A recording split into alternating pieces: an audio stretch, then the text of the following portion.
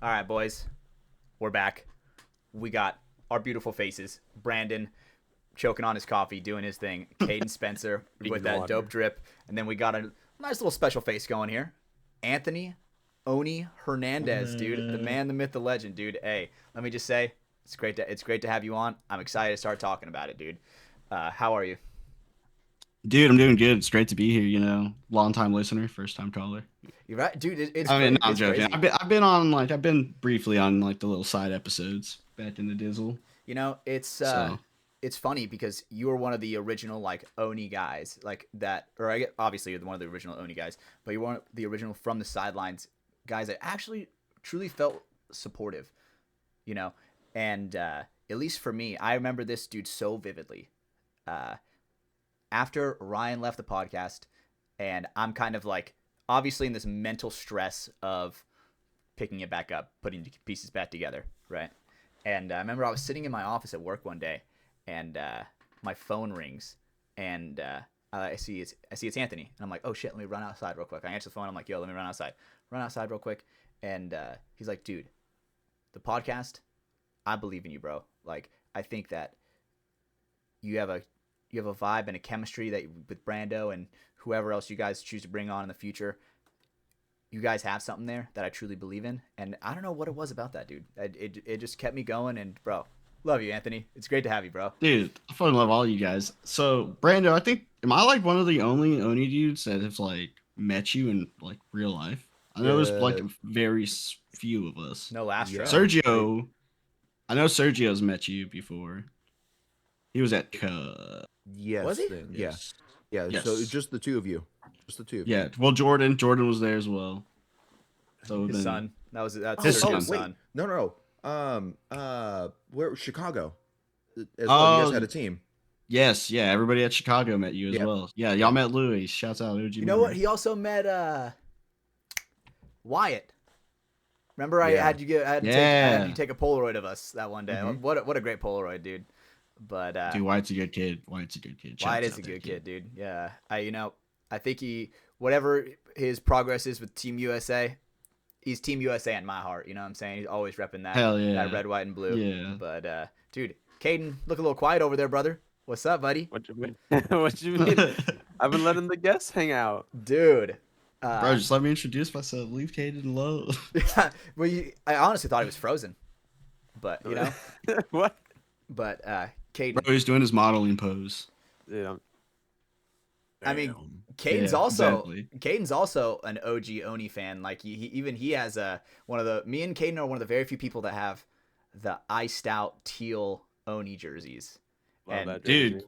no, legitimately, I think there's only 12 of those. Like, well, 14, I think. 14 in total in existence. And, like, I don't own them no more. Like, I know Hatch has, or Caden, you have one of mine, and then Jay Sherm has my other one.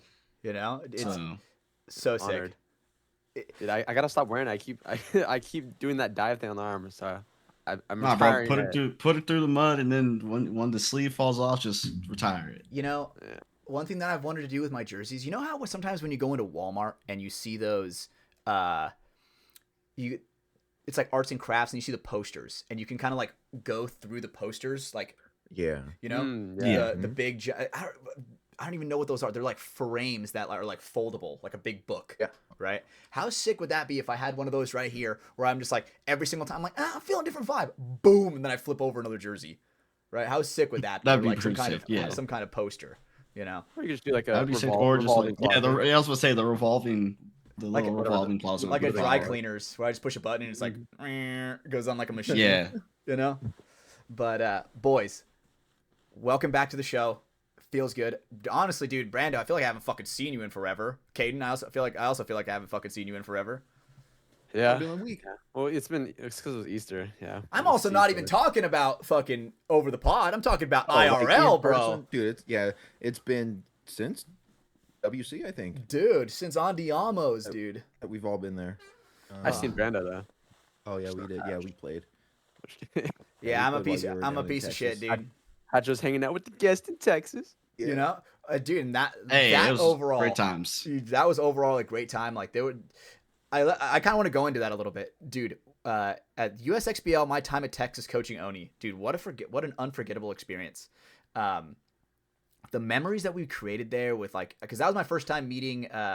Dude, I accidentally called him Richard Sherman, the fucking football player, on accident, right? Oh no! But then I was like, oh shit, is his name Jared? I was like, oh fuck, I already called him Richard on accident, right? It was cool meeting him for the first time because he plays on, correct me if I'm wrong, Texas Demo.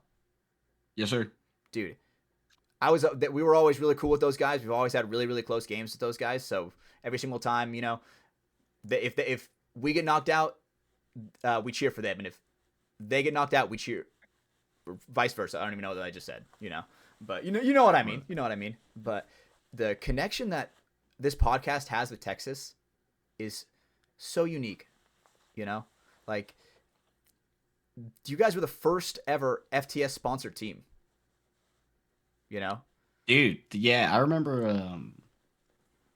So like when Oni first started out, we'll probably get into that a bit. But when we first started out, we had no sponsors and all that. And I remember like you guys, like we were telling Moff and you actually, I was talking to you guys about it, about like, yeah, we're gonna finally have some sponsors and stuff. And I remember like you guys were like, why don't y'all throw FTS on there? And we were like, fuck yeah, man, that meant the world to us. Just like we're like, when it comes to sponsors with Oni, like a lot of people are like, what do you get out of it? And we're like, what do you mean? Like we're just repping our homies. Like it means the world to us that they even want to like throw their logos on our jersey. Like it goes both ways, like help the people that believe in you. And that's what we're about. Yeah. So that's what I love about Oni. Yeah, it means a lot for us too to see our logo out there. Oh yeah. And can really can really relate to like what Anthony was saying with supporting the homies and everything, especially with us going our own way with the Ducks for WC this season, right? It's we don't have a litany of sponsors. We have on our jerseys there's three, the proud, four, the sponsors. There's four, right? Yeah, we have four things. It's FTS, school, and those are we're on the team, capital H because that's where we play, and then the homie Luna, World War Paint, right? Again, he's a homie, right? Yeah. We want to work with people that work with us, that we like. It's funny you bring up like the Ducks and sponsors because I was gonna say one of the sleeper picks with Oni that I think we need to like do is that how they have Uno jerky. Like we need some sort of food sponsor. I agree. We need to get Andiamos on their jersey dude, or something like that. Dude, that'd be fire, bro. Like legitimately, think about like sponsors are super important. And I remember when like Hatch used to like, it was cool that he would like hit me up out of like all people, like when y'all were DMG and like he's like, how do y'all like approach the whole sponsorship things and all that? And I'm like, man, just think outside the box, like go for people that like you have a good relationship with, and if they own like a food place, like I don't know, Hatch, I don't believe we were able to take it to my family's place, but my family has a food truck in Texas, and we shout them out all the time, and they treat us well. They treat all our players well, and it's kind of cool having a place to go right after practice and go get some food and hang out with the boys and have a great time.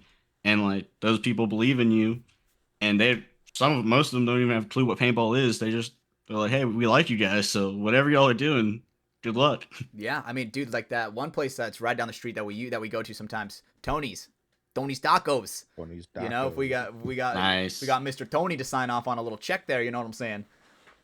But it comes from all places, bro. You never know. Like you never know who can just throw you like whatever you think can help, and like absolutely, you never know. And dude, now that you say it, now I feel my energy rising. I feel my energy rising up into my head, into my brain, dude, making my brain wrinkly as fuck. Cause I'm going to go to Andiamo's and ask and be like, I want to talk to your boss. And then they're gonna be like, oh shit, what does this guy want to talk to my boss for? And I'm like, talk to Mr. Andiamo. Yeah, dude. I don't even know. I feel like a fake fan. I don't even know all the lore.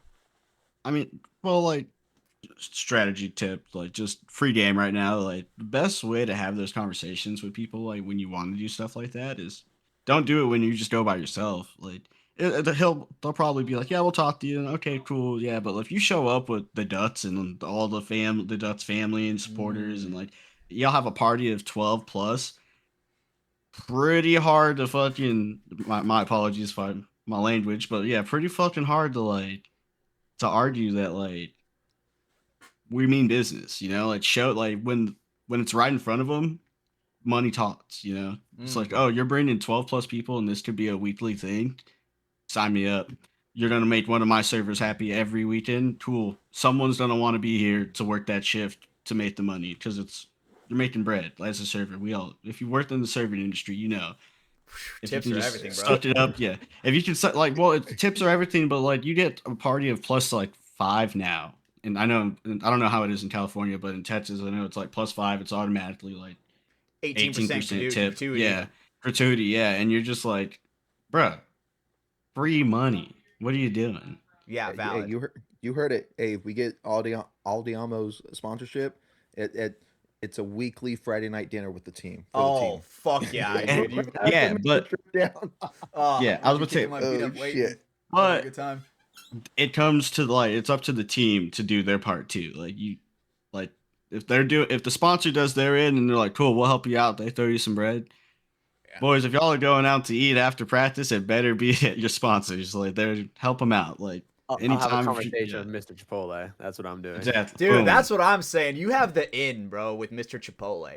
Mr. Chipotle. I mean, dude, imagine that we have Is Mr. Chipotle Ronald McDonald with a sombrero or something? Doesn't McDonald's own Chipotle? Dude, McDonald's was a big investor, and I don't know if but they're I just remember back in the day that was a huge thing when everybody was like, Chipotle is fire, and they're like, well, McDonald's owns them, so it's just terrible for you. And I was like, what? Chipotle, I looked it up for the interview process. I was like, yeah, McDonald's was a big investor in them. It makes me wonder how, dude, imagine we have a tinfoil jersey where we'd be just Chipotle wrap burritos. Jesus Christ, dude! Or have that as the arms, just the tinfoil arms, and have how it has all the writing in different fonts on the bag. Just that on this ducks on the chest with all that. I was thinking the tinfoil arm, just blind them, just blind them. Yeah. I mean, dude, that could also add dude, tinfoil. We're conspiracy theorists, bro. Add on to that. Kind of play by play. But Chipotle, I don't know how much they are into conspiracy theorists. How much do you know about Chipotle? How much research did you do? Decade. Related to conspiracy theories? Fucking nothing. Oh my god! All he knows is that McDonald's was a heavy investor in Chipotle. Yeah, that's probably the most interesting fact I know. That's my guy, dude. That's my guy. But Anthony, tell me, brother, tell me. If I am correct, you've been playing paintball for a little bit less than 6 years? Yeah, I would want. I think I 5, just 6 talked years? about this to Two-Ton. Shout out my boy Tanner Two-Ton. Munson. We were just talking about this. Probably 5-ish years. 5 less than 5. Yeah. So how did you get into it? How did you find out about it? Because obviously you found it All relatively late in your life. So yes and no, because you've been to Outlaw, right? I have. So you see that, do you remember, I don't know if you ever pay attention because, it's early in the morning we're going there, but there's neighborhoods to the left of that. Dude. On the other side. Hella close. Okay, so my grandma I used to live there. I used to live in those neighborhoods. Yeah, I used to actually, be able to walk to Outlaw in, 10 to 15 minutes. But I used to go when I was, I'd go to, 2 or 3 birthday parties a year at Outlaw. It was super easy for me to go, so I would just go have fun with that. But it was way different. Outlaw was way different than it is now. It does not look the same back when I was 10 or 12. When I came back to it, it was a whole different thing. So I was familiar with paintball, but I didn't think it went that deep. I just remember playing rec ball and having a blast, and also being scared shitless when you'd see a dude just geared up, ready to go. You're like, fuck. Yeah, having on the bulletproof chest protector underneath your 2 Christmas sweaters, make sure you're getting that extra bounce. Yeah, no, so those guys, but also there was a team back in the day. I want to say they were Outlaw Wrecking Crew. Those dudes, I actually remember fondly, vividly playing with one of those dudes. And he was cool guy. Definitely was playing speedball, but really cool. Showed us how to play. Remember that, and then I forgot about it. Went on, live life, and then sure enough, I get a job where I ended up working with Lastro. Me and Lastro are, shouts out my boy Lastro Lopez. Dude. That's yeah. Fourth member of our So broadcast like, studio. yeah, honestly, yeah, I was at work and I remember Scott. We were out in our secret spot at work. Like there was a little back patio out where frame line guys would just go and hang out and uh, we were just back there, and I'm like looking at him. He's on his phone shopping, and I'm like, "What you looking at?" And he's like, "Paintball stuff." And I was like, "Oh no shit, you play?" And he was like, "Yeah, I used to play back in the day. I used to play tournament paintball." And I was like, "Tournament paintball?" And he's What? like, "Yeah." He's like, "There's tournaments." And I was like, "Oh, okay, that's cool." And he was like, "I was like, where'd you play at?" And he's like, "Korea." And I was like, "What?" Like, all right, sick. And he was like, "Yeah, bro, I was pretty high, like high ranked, like divisionally." He's like, "I played D3," and I was like, "Cool, cool, cool." At the time, I didn't know like No idea. you can just play like any division. Like he didn't tell me like he didn't really explain it because he didn't have to. It wasn't like he was trying to hype himself up. Like never like Scott's never like that, but he was just kind of just like, yeah, he didn't. He just I was like, oh dude, I'll go with you. And sure enough, we ended up going and um started playing then. Yeah, so playing with Lastro is really what got me into it. Damn. Yeah, and really quick, was that where you met Lastro? At the where you guys were working? Yeah, yeah. I You didn't know literally him met. prior? Nope. Were you I guys literally met close? Lastro at Were you work. guys close like the whole time, even before the conversation about paintball and that, like getting close through Oni? Like, were you guys close before that? Not, we were cool. Like we were just coworkers. Like we were cool coworkers. Like after he realized I was competent at my job, he was he was like, all right, this guy's cool. Like I'll start talking to him, and I was like, sick, yeah. Like because, but funny story. First day on the job, I broke something immediately. You got to tighten a tool. The girl that was training me didn't tell me like, hey, once it stops, it stops. She was just like, hey, when you put the tools on, make sure they're on. Like if you have to crank it down, crank it down. So you know what I mean? It's like this little like it's a little bit. You get put the tool on and you tighten it down. Cranked it to like it stopped, and I was like, all right, cool. Let me give it one more, and then it just snaps. And I was like, oh shit, what do I do? And Scott just looks at it. He's like, first day, huh? And I was like, yeah. And he's like, Jesus Christ, and just like shakes his head and like walks away. And I was like, all right, that guy does not like me instantly, but it was just early in the morning, like. First problem there. It was a woman. Right? Yep. Amen, Am I right, baby. Peyton? Amen. Yeah. You know what Brando says off the pod, bro. Women are not I allowed to love do women. big I boy love jobs. women. That's exactly what I say. I love women. Oh, Yeah, dude, yeah. they're just men, but less. But Well, listen, You know? oh I've man. been telling nurses at work, like, your tiny women brain cannot comprehend Oh, they must this love shit, that. this shit. Oh my God. Yeah, no, they love it. I'm surprised HR hasn't talked to me yet. We'll see. No such thing. Yeah. So I mean, so you were talking with Lastro, right? Yep. Got you out there, and like what, you guys step straight into like airball or No, bro. what's Straight rec ball for months. Just rec ball. Months. Just rec ball. Hell yeah. Learned how to play the game through rec ball. Funny enough, okay, so second week, this is how I knew I loved paintball because second week playing rec ball, I go without Scott. I'm like, you know what? Like Scott's like, I can't go this weekend, man. Sorry.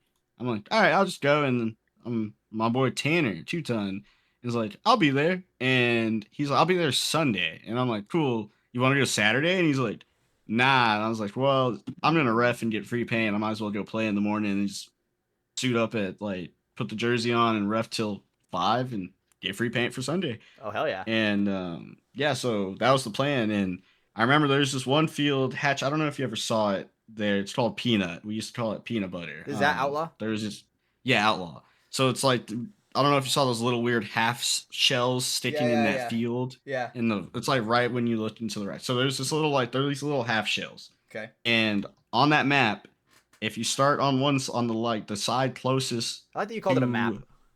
Yeah. Yeah. Right. Yeah. And if you start closest to the side closest to the entry, I guess, if you go instantly to the right, you get into the peanut, you Okay. win. You kill everybody. Okay. And like I remember me and this kid get there, and I'm like, the hey, peanut. I'm gonna go in there. Yeah, we're in the peanut. I'm like, I'm gonna go in there. Just remember, I'm in there. Don't shoot me. And he's like, I got you, bro. And I was like, bet. And he's like, I was like, remember, this is what I look like. Do not shoot me. And he's like, yeah, I got you. And I was like, okay, cool. You're not gonna shoot me. He's like, I'm not. And we go in. I'm in there torching kids up. I look behind me and the kid's just sitting there staring. I'm like, hey, are you good? And like, I turn, kid shoots me right in the nuts immediately. No. And like, not wearing any padding or anything. I'm playing rec ball, bro. I only have knee pads on. I wasn't thinking about it. Damn, knee pads Got is even shot. advanced for a rec ball. Yeah. Hey, you know, like it's outlaw. There's some places it's a little rough, so like you got to get low, and if you're not wearing knee pads, it's gonna hurt a bit. But it's just because you're out in the woods. How playing woods ball? It's great. Yeah, It's awesome. I'm a pussy, bro. Yeah. I would not play without knee pads. I'm a pussy now. Yeah, you know? no, like I'm like 29 going on 30, bro. Like, you gotta start taking care of your knees. You know what I mean, bro? Whew. Like so, but like you know, this was probably when I was 25. So yeah, I wasn't that bad, but I always wore knee pads just because I've had injuries from playing sports prior. So gotta take care of them. Gotta take care of the joints. But yeah, so kid shoots me right in the nuts. I drop down immediately, and it hurt so bad, bro. Like bunkered me, bro. I'm talking within 7 feet. Like just turned around, accidentally shot me. Yeah, he just accidentally shot me because someone shot the peanut. It made a loud bang, and he was like, "Oh fuck!" and like shot me, and like I just remember dropping gun immediately, instantly, just like, huh, like I can't even recreate the noise I made. It was that bad. Yeah, it's worse than that, bro. And like I just remember the kid's like, "I'm so sorry, sir. Do you need?" And I was like, "Get the fuck away from me! Like, don't touch me! Like, get away!" And he's like, "Please, let me help you." I'm like, "You've done enough." I was like, "Get away! You've done enough damage, kid." Yeah, this one ref who one of the refs was cool there, runs over and he's like, "Oh, bro, are you good?" I'm like, "No." I was like, "Grab my gun, get me out of here." And he's just like carrying me off the field. I get off.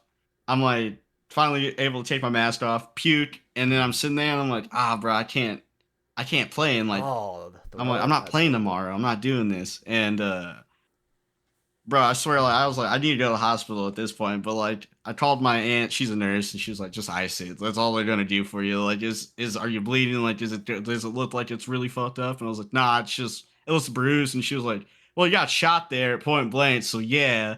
She's like, "Just ice it for the swelling, and if it doesn't go down, then go in, but don't waste your money like going in there for no reason." And I was like, "All right, made sense."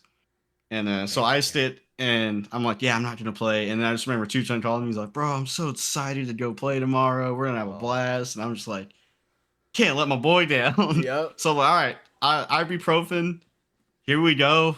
Tough it out. If it doesn't feel better in the morning, it is what it is. And like, sure enough, it was better by the next morning. But I told Two-Ton, I was like, "Hey, dude, like, I'm not gonna go hard today. Like, just letting you know what happened. But like, we're still gonna have a blast." And we did. It was a great time. So. Hell yeah. That's when I was like, all right, cool. I love the sport because if you're willing to the amount of pain I went through and like the agony and it just to be like, all right, I'm going back tomorrow. I was like, all right, I'm in this. I got bit by the paintball bug. It is what it is. For sure. I mean, dude, if you think about it, getting shot in the nuts is like the ant equivalent. Like if an ant was Mike Tyson, like if Mike Tyson ant just punches you right in the fucking balls, at 200 miles an hour, that's what I just feel like, my random brain probably coming out. What's like the bullet shrimps or what are those things? Bullet ants? No. With the box. Oh, the pistol shrimps or whatever. Oh yeah. Mantis shrimps. Mantis shrimps. The mantis shrimps. There's a pistol shrimp and then the mantis shrimp. They're like, yeah, dude, that would suck. Taking one of those. I mean, how much money you take that to the nut? Be honest. Probably the same as would it like paintball, right? Would it like rupture? I don't know. I've seen stuff where a guy's. I mean, brother, man, if it's apparently, if the science is they create as much energy or like heat as the sun, I don't want that on my nutsack. That is crazy to think about. I think like. Google it, Caden. How hard is a mantis shrimp punch? But so I don't remember when we had my dad on, or if I've told this story before, but I remember, my jersey fell. Remember there was one tournament where they were playing, the Ironmen. They were at the start gate, 30 seconds countdown, and they huddle up with under 30 seconds. They do their little chant, and someone in that huddle, there's 10 guys. Someone in that huddle, it hits their trigger and shoots a guy point blank, right at the tip of his dick, and what? and he falls down, and they said he started like almost Seizing? not quite seizing, but like shaking, and, yeah, Oh, in that's pain, oof. and and they and then they hear the 10 seconds, and they're like, dude, fucking get the fuck up, like, fucking 10 seconds. They're not gonna stop the clock, right? They're not gonna stop the countdown.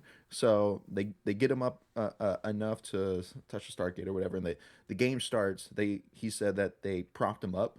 One of the guys walked him over, propped him up on a tree next to the flag station, and just there you go. And the other 9 went and won the game within 2 minutes or so.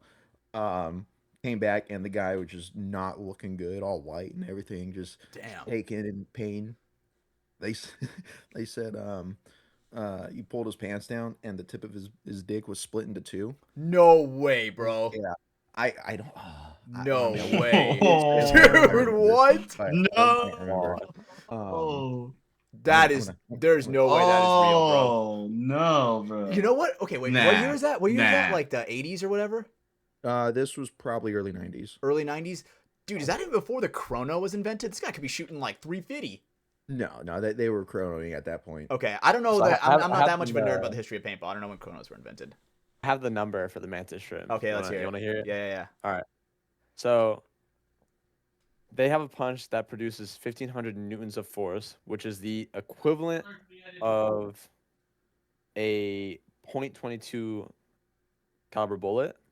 It says like To the their net. punch accelerates to 45 to 50 miles per hour within 2.5 milliseconds. Damn. I wish I knew what that was in like feet per second, and not millimeters per second. Because I'm pretty sure, correct me if I'm wrong, 300 feet per second, that like equivalates to like 200 miles an hour, right? Something like that. Hold on. 40 miles per Yeah. hour is 58 feet per second. That tells me so much. So Wait, multiply. Wait, hold on. This is FTS math. Yeah. Good enough. Okay. Also, FTS math is the best math, by the way. straight up, Brando. Okay, were you laughing earlier? Because, dude, do you remember that one time on the box where we're talking 400 feet per second. 400 feet per second? Damn, that's Yeah. 100 more. It's 100 feet per second more than a paintball gun. So, damn, Might hurt a little bit. that would hurt Might way hurt more a than a bit. paintball gun. That'd probably, like, no joke, split Yeah. the nut. Yeah, it would rupture for sure, right, Brando? Brando, Probably. auto check. Topic. All right. Yep. Yeah. How many newtons of force can a nut take? Is that like a real question? Chat GPT should be for sure be able to know that, right? Okay. Also, anyway, Brandon, 100%. I'm pretty sure.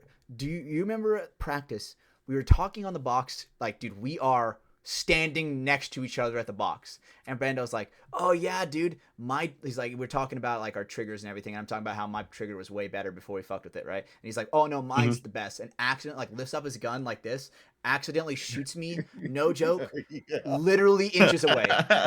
And I am just like, dude, straight sternum cracks me, and I'm just like, oh, what the fuck?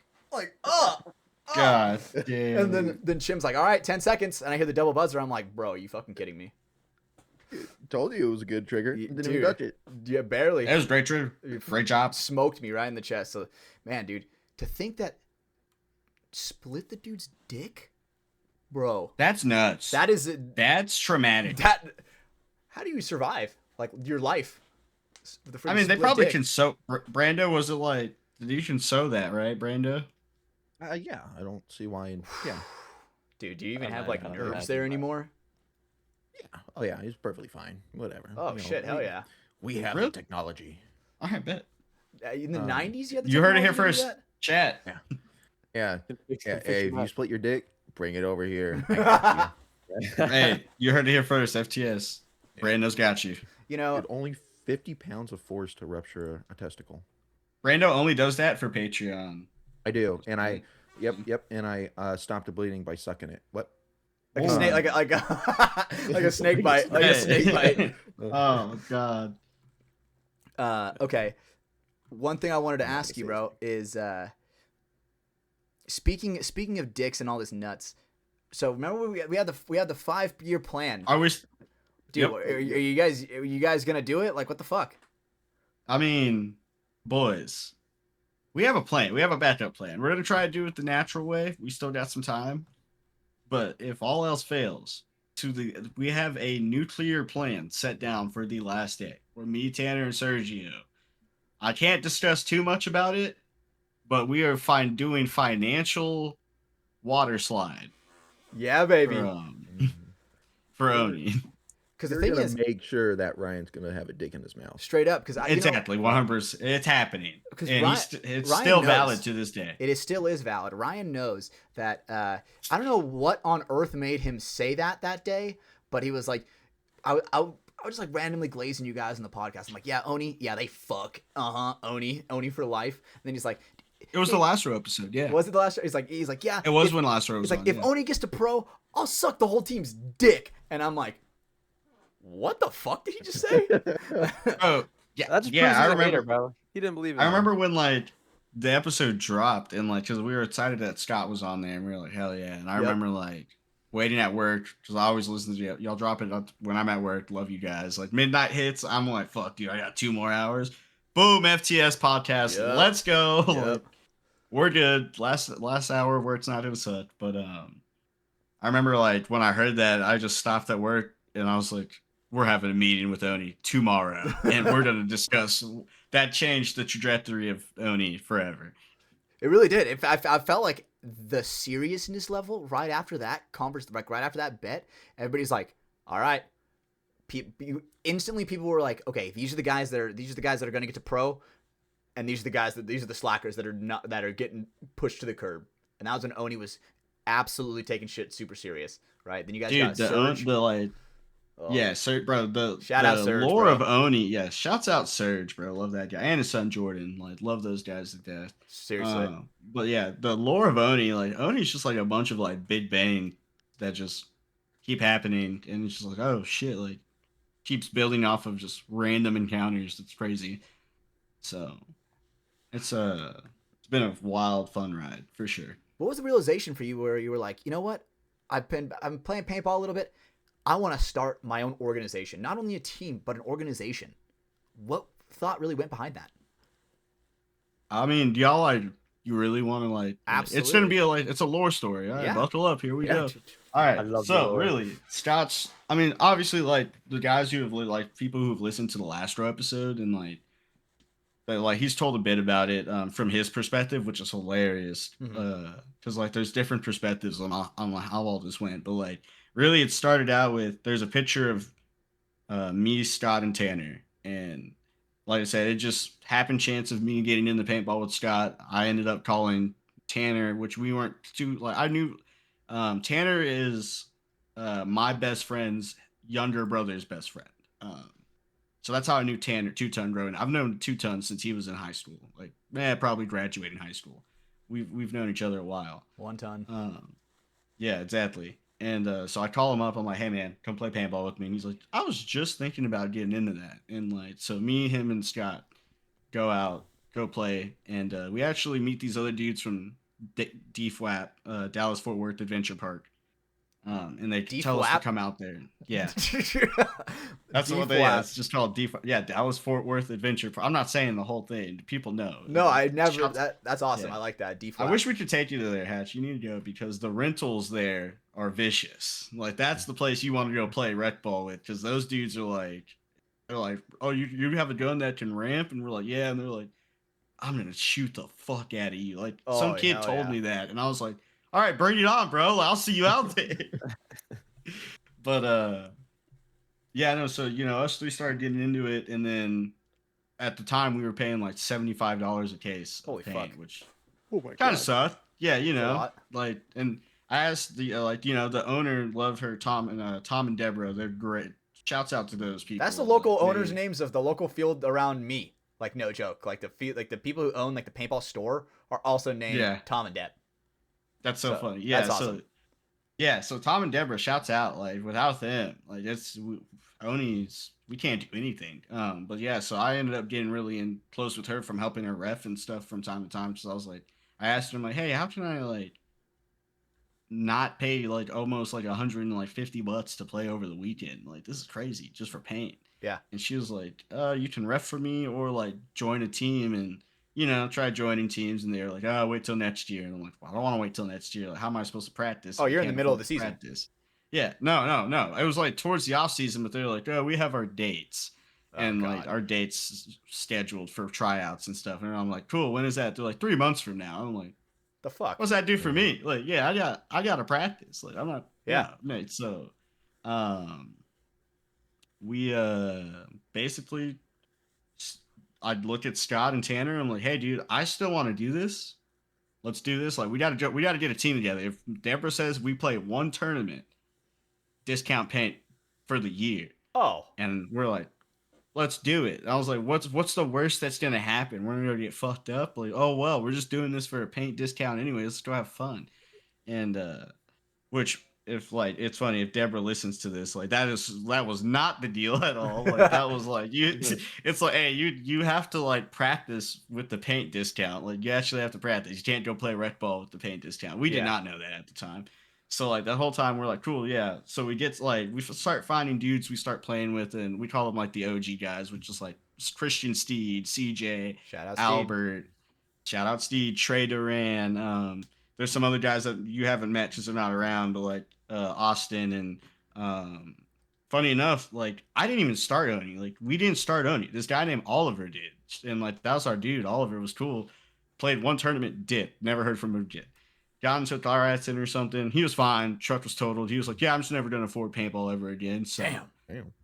Later, and then yeah, so like everybody like I remember leading up to the first event, everybody was like, "What are we gonna do for uniforms?" So like, we'll just wear white tees.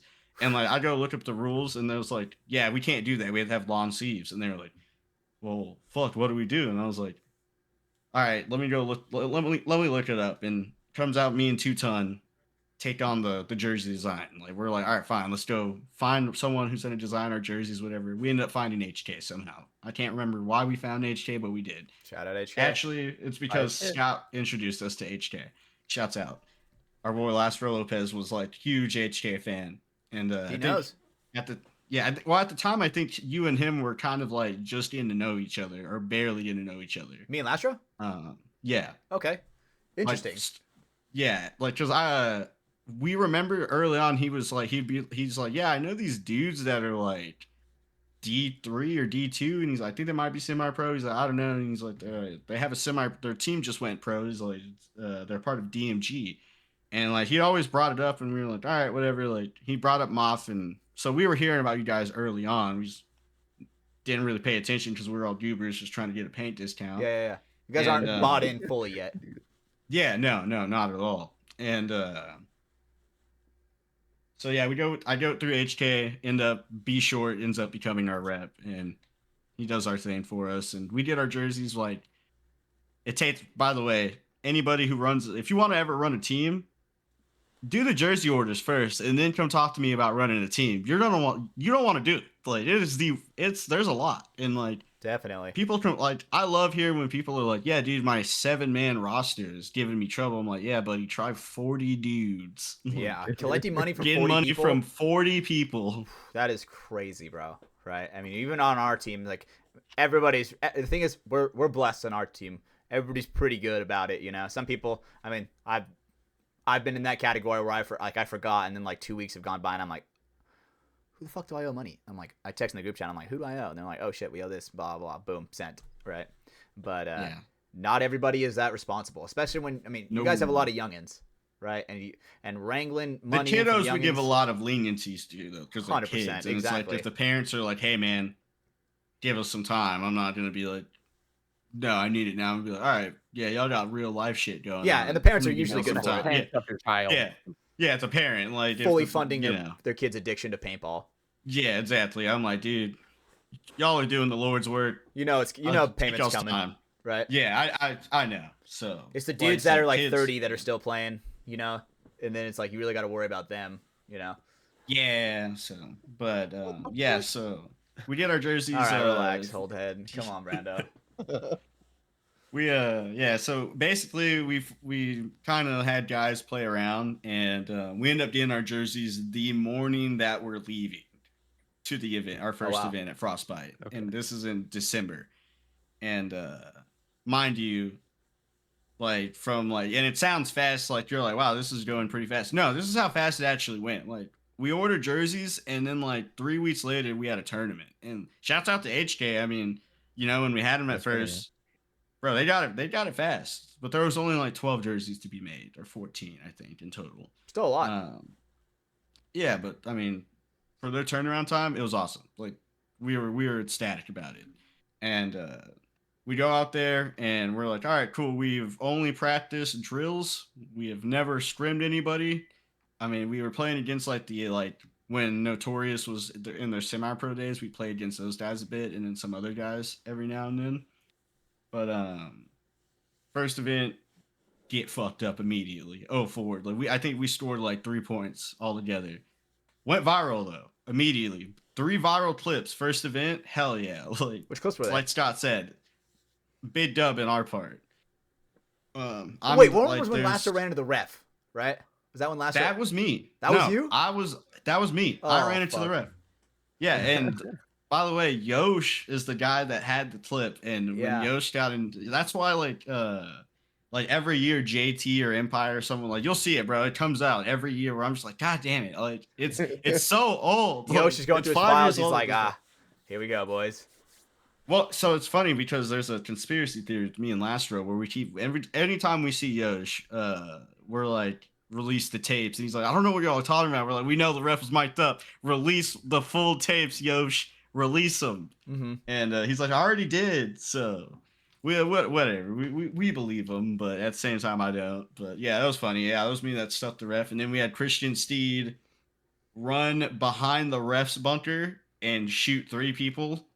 Jesus. What? The ref is chasing Steed down the whole time. Steed runs it. So there's this little protective like bunker back in the day at USXBL. This was like when Hinman didn't own USXBL. This was before Hinman got involved. And they had this little protective bunker for the refs to hide behind, and like for a media guy to sit there and do his shots. And Steve thought that was just a bunker, so he runs behind it. He's out of bounds by a long shot. Like the refs already like player, and he's like running after Steve. Steve's going to work. Like he's just mowing these guys down. He mows like 3 dudes down. They throw a major, and he's like, what did I do? I didn't even get a shot. What do you mean? They're like, bro, you've been out of bounds for like a minute. Like we've been chasing you. And he's like, oh, my bad. And like they had to explain to him, they're like, that is not a bunker for you to use while it's right next to the out of bounds. We understand the confusion. Can't use that bunker, buddy. And he's like, oh, okay, that makes sense. And we were like, so did we get the point? And they're like, no. What? No. Oh, by the way, you start down 2 bodies. Like, whoa. Oh, they were nice enough to be like, nah, just 5 up. They're like, we swing point, just let them start with 5. And it was D5. Yeah. But Holy. Yeah.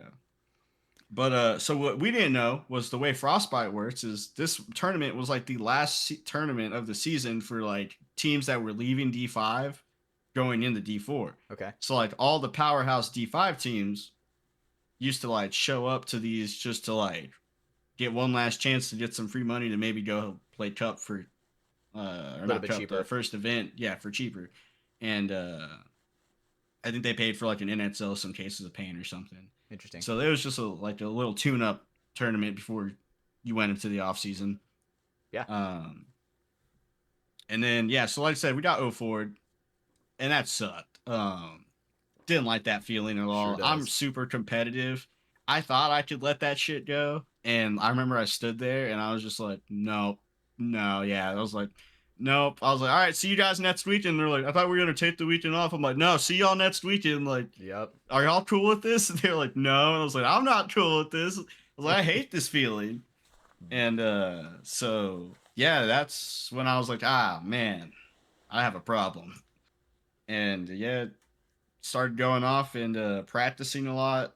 I ended up playing with the Notorious D5 team, and I played USXBL with Notorious, and I played Bunkerfest with Oni. So I was playing 2 tournament series that season, and then I also played in it. I want to say the NXL World Cup with the Texas Titans. I remember that.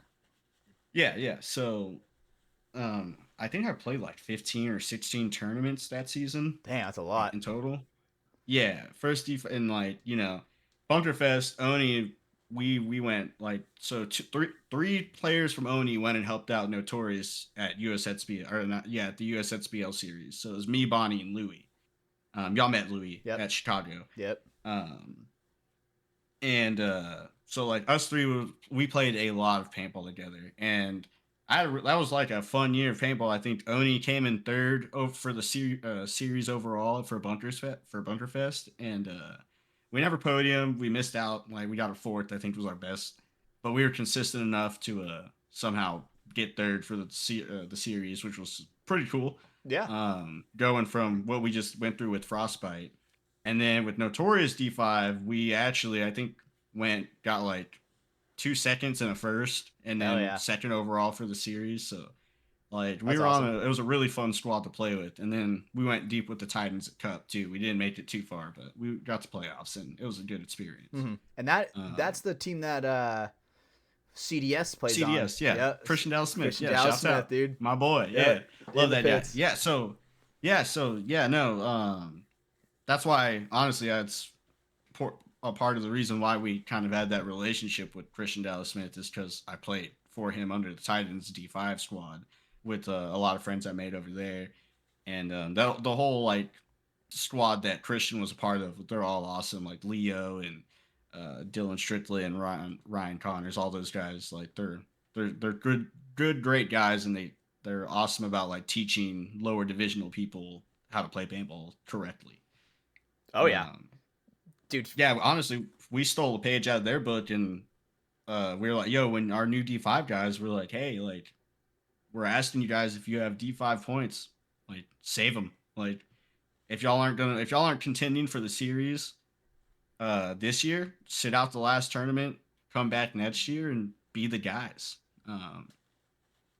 Just trust us and like let us teach y'all how to actually try to play paintball as a team and not just go out there and like get lucky, but like, because you need luck to win a tournament, like, but you can be consistent enough to make it to where you narrow that whole luck situation down. If you're so dominant, there is no use for luck. If you're so dominant, exactly. Yes, and we want our guys to be like that, and I think our D5 squad this year's. I would expect big things from them. I think they have a lot of potential. Without a doubt. They got, the things that I was seeing at USXBL, dude, those guys are some young killers. I first met Albert when I did the clinic over there, and he's a great guy, and seeing him kind of like grow into himself as like a big, like, he was a big voice on that team, for that D5 squad. And seeing him go in and do his job to a T was really rewarding for me. He was a guy that definitely, 100%. For me, learned a lot that clinic last year for sure. Albert's one of those dudes that like he's what I like to call a job guy. Like, you tell him what to do, he's gonna fucking do it. We have that on our team, bro. Where it's like there's what do we call them? There's job guys and there's brains. Yep, boom, there it is. Yep. There's brains and job guys, right? Yeah. And I finally evolved myself out of job guy, so it feels good. Now I'm brain. I know we're on. I don't want to get too sidetracked. No, you're good. Just on Albert's crazy is like there's a tournament where I had a great time playing the center, and like Albert was playing my position, and we got knocked out in playoffs, so we were able to go and help him out. And like I think this third match they needed to win it to get in the playoffs, and Snake side, they were doing what they could. They just needed the guy to step up in the center, and I pulled Albert aside and was like, "Hey, dude, what's up? Why are you playing the center?" Like, I was like, honestly, "You're playing like a bitch, Albert. What's going on?" And he's like, "I just don't know what to do, man." And I was like, "You want me to show you?" And he's like, "Yeah." And I was like, "Here's what I do. I run up here." I was like, "You shoot this lane for a bit." I was like, "Once this guy goes through it, if you shoot him and you kill him, stay on it. If he goes through, you got to move up here, and he's gonna pop up right at this little cake, and you're gonna shoot him right in the head. Like, every time you're gonna see it." And then I was like, once he's dead, I was like, just run through the center and keep your gun towards D side. And then if you shoot anybody there, switch it to Snake side. You're gonna get blown up, but you're gonna take 1 or 2 guys with you. Mm-hmm. Like, he was like, okay, and like we literally walked him through it, showed him exactly what to do, and he's like, cool. And I was like, all right. And me, it's first point they go on. I'm like, let's just see what happens. And they tell Albert, hey, go up the center. We need you big on this point. Dude goes up and gets a 4-pack immediately. Hell yeah. Just off the route. And I was like, Jesus Christ. Like, and they were like, where did that come from? And he's like, I just know what to do now. And that's like the guy Albert is. It's like, if you show him what to do or you tell him what to do to the T, he's going to do it and he won't do it any other way. Like, he is job guy. Job guy, baby. You know, every team needs a job guy. Love Albert. Albert's a great guy, dude. Yeah. He's a cool guy. Albert's a solid guy. I love Albert. I will say, though, I felt his gun. That trigger is literally the worst trigger I've ever felt in my whole life. Like, literally the worst. I told him, Brando, it's bad. Dude, it's actually the worst. I don't know horrible. if I believe Albert, you. if you ever, dude. So, first of all, my old trigger was so good. No, it wasn't. Yes, it was. All of your triggers are bad. No. These guys are saying that shit. Hey, I won 2 championships with that shit. Yeah. How many have I won? How many have we won since we changed it? How many won since we changed it? 1, but that's not the point. This guy. Oh, since you changed it? Shut up. That's what I'm saying. So, I'm on board with Caden. You had one of the worst triggers I've ever felt until we fixed it, and then you fucked it up again. Yeah, sure. Not as Brando, bad. how do you like? I don't know if I've ever like used one of your triggers. Are you like a loose dude, or are you like a tactile? Not too loose. Too loose. I have 2 right here. They're both a little different. I think how it is. Like I'm Lucy, Brando's tactical in the middle, and Hatch's bullshit high. Yeah, I want mine sensitive, but not super loose. Okay. Right. It's like a little more pre-travel before it clicks, just a little bit more than post-travel, but I want the post-travel almost as short as possible, right? And then just I want it a little snappy, but I like it snappy. Because I like feeling like no joke, like if I'm hitting my girl, she's hitting back. You know what I'm saying? Does that make sense at all? You know, this guy. But Hatch's trigger before we fixed it, she was beating the shit out of me. No. If you start pulling it today, it will finally fire on Sunday. It had so much pre-travel. Yeah, right. Oh my god. Yeah, right. It was disgusting. Yeah, shitting on everybody at practice though. But Brando's the trigger guy. Whenever we have a question about it, we send it to Brando. But yeah, I'm the gun tech for Oni, so Brando's the gun tech for me. On there. I'm not even like that well versed in the gun tech, but I'm Hatch's tech. Yeah, I have a leak. I'm like, I literally go, Brando. I got a leak, buddy. Bro, I had our homie Bonnie. He used to play for us. He used to just like give me his LV2 and just be like, "It's before a tournament, bro. You got this, right?" And I'm like, "Can you clean this?" I need, yeah, bro. I got it. Cause like if I don't and you don't hold that lane, I'm getting cooked. So yeah, I got you. Thanks, buddy. Like, and it used to be my LV2. Like I sold him my old LV2, and I just remember every time I cleaned it, I'd just be like, "I'm so sorry." Like, you just see her being abused. To a bad home. Yeah, I'm like, you deserve better than this, bro. At one point, I remember I looked at his gun because I didn't see him in a while. I was like, he's like, "Can you check what's wrong with it?" And like, I went and opened it, and like, I was like, "Bro, your bolt was so dry, it got stress cracks." Like, from because him just running it dry, like it just cracked it. And I was like, "You need a new bolt." Like. And he's like, "Oh," and I was like, "You gotta lube this thing, man. like every 2 weeks, just drop some gun oil on it. You'll be fine. Like that's all I need you to do." The very first time I ever had Brando be like my personal tech, I haven't had my gun cleaned. I lubed it here and there whenever she needed it, but it was realistically like a year, maybe year and a half since I really went in there and cleaned her. And I remember Brando is like, "Dude, the horror I saw when I opened her up, bro." Because dude, here, Brenda. Cleaning it makes it like not work after. No, Brandon, get a kick out of this, dude. Wyatt, shouts out our boy Wyatt. Shout out Wyatt. Once again, love this guy. kid. I know we're getting this guy. He has a CS3. Brando, you've dealt with CS3s, right? Yeah. Oh yeah. Okay, so I remember we're playing this tournament and we're doing well, and like Wyatt's killing it. He's having a great time on D side. We're doing great. And I remember I had a CS3 and like his gun was hot, or something happened to where his gun couldn't, like, he needed a gun. So we gave him mine, and he's like, goes off, does his thing, great job, stays alive, holds the lane. our snake guy comes through. Hawk shouts out Hawk. Shout out Hawk, baby. Shout out our boy Hawk. Hawk. I love Hawk, goes bro. and closes the point down, and Wyatt comes off. He goes, man, like you need to get your gun checked out. I'm like, what? And he's like, yeah, that thing shoots pretty different. And I'm like, what are you talking about? And he's like, my CS3 doesn't shoot like that. And I'm like, who did I look at? I think I looked at Tanner, because Tanner has a CS3 as well. I was like, hey Tanner, shoot my CS3. Is it shooting weird? And he's like, that's a CS3, bro. Like, nothing's wrong with your gun. And I'm like, all right, whatever. So I know Wyatt was like, yeah, mine shoots more like super soft. Like I have a soft shooting CS3, and I'm like, no, like whatever. Like I don't know what he's talking about. Like he doesn't know what he's talking about. He's a kid, and so he plays the tournament, whatever. Next weekend we go out, we have a fun street ball day. That's usually what some of us ONI guys will do. Is after a tournament weekend, we'll go and play street ball, and just have some fun.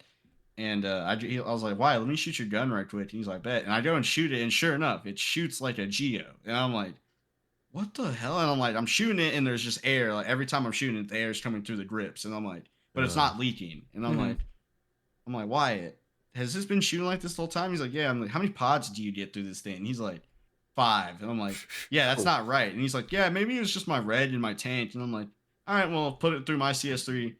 I fill up to 4,500, shoot 8 pods, still have plenty of air to shoot. And I'm like, all right, cool. And we're shooting old paint, so I say y'all are rich, just fucking blowing off rounds like that. Yeah, at the range. It's old paint. It was old paint. We're not. I go and like break his gun down, and sure enough, I'm like, hey Wyatt, and I was like, yeah. He was like, yeah. I'm like, hey man, I don't know how this gun was even shooting, because like the frame wasn't connected. It was like somehow separated enough to where like it was like not too separated to where like air was escaping through the bottom, but it wasn't leaking. So every time he would shoot, it was just a poofy shot, but it still would. It would open up and leak at that second, but then seal back up. Yes. Interesting. What the hell? Dude, it was crazy. Like I legitimately, that was the most interesting thing that ever happened. And then it happened again with another one of our guys where he told me, he's like, yeah, man, I'm not getting a lot of air. I'm like, check if your frame's like seated, like screw it in, tighten it properly, make sure it's seated properly. Like your grip frame and your the top of the frame of the marker. Yeah, right there. Yeah, that thing. Yeah, was separated. It made 0 sense, bro. Huh. I've never heard. Never seen it, but it was still shot. Like his gun was working fine and everything. And so yeah, that was a weird tech thing where I was just like, that's some of the stuff I have to deal with on Oni when teching their guns. Like they'll just come up and be like, yeah, I got this problem with my gun. And I'm like, all right. And I'm like, you know, 4K. Can't describe it. I don't like it. Fix it. It's like, motherfucker, I don't. Okay. I legitimately, no bro. joke, I'm good. I only I'm only like Brando when like my gun like legitimately like I hear a leak or it does like this one thing where it's like I can tell that she's breathing a little harder than she normally should. You know what I'm saying? Like I'm wearing her out.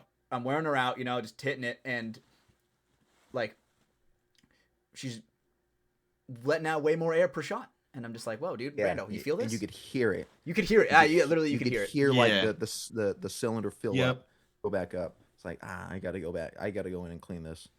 Right. I'm still voting for Hatch to get a new gun completely. I'm still on that train. No, that dude. one that you sent in that group chat. The Cortana one. Oh, are you talking? You're talking about that that Jade. Yep. Dude, that shit was sick, dude. That shit was sick, dude. I forgot what it was. It was dark. It was a dark. Dart or dark? That's what I'm It was either a dark or a dart CS3 or some shit like that. But anyway, all right, Anthony. Dark DRRK. All right, I'm going to send an image in this call chat, and be careful with when you look at you in there. As soon as I opened it up, I just see some fucking monster melons. As soon as I fucking open it up from the last episode, dude. Here, so I'm posting this in there. So I want you to tell me what is this photo? Describe it to the people that are listening on audio only, and tell me how that photo makes you feel. Because I took this photo. It's in the chat of this room that we're in right now, the recording room. You see in the should be like top right corner. Top right corner. For some reason, not letting me. All right, then I'll just keep saying message. I'll just DM it to you then. Yeah, just DM me him. I got you, bro. I got you. I don't know Bada bing, why. bada boom. Boom. All right, you get that? Yep. All right, now tell me, describe what that photo is, and tell me how it makes you feel. Oh, dude, yeah. So that's me and my boy, which I don't know if y'all can. Yeah, dude, over. I'll It's put it me and on. I'll put it my on screen for dog. everybody. Yeah. There he is. Boom. That's my boy Oni right there. Yeah, it's us taking our a little walk. That's one of my like daily things, dude. Is walking my dog. It's where I do most of my thinking. Get to bond with him. He loves it. He's a black lab border collie mix. So pretty rambunctious guy. Yeah, He needs a straight lot up. of he needs a lot of exercise, and you know, I work 10 and a half hours, 11 hours a day. So, you know, I feel guilty leaving him in there without one adventure a day, you know, I just feel that. dogs, like they don't live too long, so got to let him have He's an spoiled. adventure a day. Yeah. Yeah, right. You never know. So he's there for me when I need him. So I can at least the least I can do is let him have a little fun every now and then. Dude, because I mean, when we were taking that walk, right? Because basically what we were doing is the USXBL is over. If I'm correct, was it Sunday night or was that Monday? That was Sunday night. That was Sunday night. We actually got back. Yeah, we got back from Sergio dropping us off, and I had to go pick him up. And I was like, "You want to come with?" Because you got to meet my mom, right? On this trip too. Yeah, I got to meet the whole fam. Yeah, we'll talk a little bit about more about them later, but yeah. So that picture, yeah, like I said, that's just walking around the neighborhood, man, and that's one of the things in life, like those little things. Like I know when Lastro was on here, he talked about like, and enjoy the little things and like really take those in as big dubs when you need them. Yeah, hunt and, the like, good stuff. that right there, man. Like that's one of it. It's like one day, dude, I'm gonna be an old man. Hopefully, knock on wood. Yeah, I'm gonna be an old man where I'm probably gonna be probably won't be able to walk around the neighborhood as fast or as much as I want to, and that's just one of those things where it's like enjoy it while you got it. Use my great grandpa used to always tell me like you got leads, use them while you got them. Yeah, I remember my grandpa tells me the same thing. Yep. Yeah. Like it was. My great grandpa was awesome. There was one time I remember I wanted to go to the store, and he was just like, he's like, well, can you drive? I'm like, no. And he's like, we got leads. Like, just walk to the store. Here's some money. Go do it. Come right back. Sure enough, he walked with me, obviously, but that's awesome. Yeah, it just showed me. Yeah, it's like if you got leads, man, use them. Yeah, and dude, I remember. I don't know if you remember that whole like. Maybe I'm just being weird, but low key, dude, that picture, at least to me, bro, is so powerful for me because I don't know if you remember because there were two dogs that we were walking. There was Oni, and what was the other one's name? Jax. Jax with an X. Yeah, it's my boy. Yes. Yeah. Jax with an X, baby. Mortal Kombat. But Yep. so he is walking Oni. I am walking Jax, and dude, like we're walking, and dude, it hit me like a fucking ton of bricks, and I'm like, dude, this is my first time like walking another dog. Like ever. Yeah, you said that openly too, and I didn't even think about it for a second. I was like, oh fuck, I didn't even, like, and that's where like for me it's like I do that so like that is literally like a daily thing, and like I've always talked to Hatch about when I come visit Hatch, I don't want to go do tourist things. I want to do what Hatch does in his daily life. Yeah, like I just want to go see the little things that he likes and all that. So I was doing the same with Hatch, where I'm like, hey man, it's what I normally do when I'm not doing paintball stuff, and I didn't even think about it until he said it out loud, and I was like, damn, I was super proud of you, by the way, for that. Like, dude, because you handled that really well. It was bittersweet, obviously, because Jax was a great dog, right, dude? Not even pulling too hard, having a good time, just kind of like living in the moment, right? And that picture was like, I mean, obviously I have like a canvas of it where it's like me and Callie like walking on the beach right there, right? But dude, yeah, I took this photo because we're walking against the sun, and I'm like, man, like I really want to capture this moment right now. And I took that picture, and at least for me, whenever I look at that photo, that one, it like fills me with such emotion. I don't even want to say like good, bad, sad, all of it together, right? So it's like to see you and Oni like have that moment right there, and obviously I got the framing right because from the Sidelines logos in it. You know what I'm saying? Yeah, marketplace. But I was just like, man, like that moment is like so important. Especially as time passes. Yeah, no, you know, run like obviously like in life and in general, but like running a paintball team in general, like especially when you don't win and stuff sucks. Like, Yeah. but when you have like that picture right there, like boom, like dude, I got a dog that like he doesn't give a fuck about paintball. Like Straight up. he's mad that I'm gone. You know, I got a dog I'm gonna come back to, and whether he doesn't know if I got first place or 44th, he's gonna be happy that I'm home. So Yeah. it's like, Got first place in his you heart. know, yeah, it's like I still come home a winner. Boom, Straight up. like Right? can't take that from me. Fuck yeah. I like that, Ant. I like that. So yeah, I'm sending so, I'm sending a secondary picture in, so I want to know So what you think about this beautiful. one. like, I'll DM it to you. Brando and Caden, you guys already have it in the FTS chat, but what comes to mind? Describe this picture and just what comes to mind. This is a secondary one. All right, everybody, let me put it in this chat real quick. God damn it. Hold on. Yeah, don't know which one it is. hey, It's the second. dude. So this right here, this picture, is legendary. Is I don't know if it's up for everybody to see, but legendary. I just is posted what- in the yeah. call. First thing that comes to mind, legendary. First off, two very important people in my life, like Scott. Like I said, dude. Like I don't think people understand. Like Lastro Lopez is so important to Oni and Dude, me. straight Like up. without him, Oni doesn't happen. There's three. Let me make sure. Yeah, there's three key people that kept Oni going, and they have no idea they did it. It was Lastro Lopez, obviously me, Tanner, and Sergio do our thing, and we did our flowers enough. So love those dudes again. Sergio and Tanner, shouts out. Mm-hmm. They do awesome things, but you know, like Scott, that's one.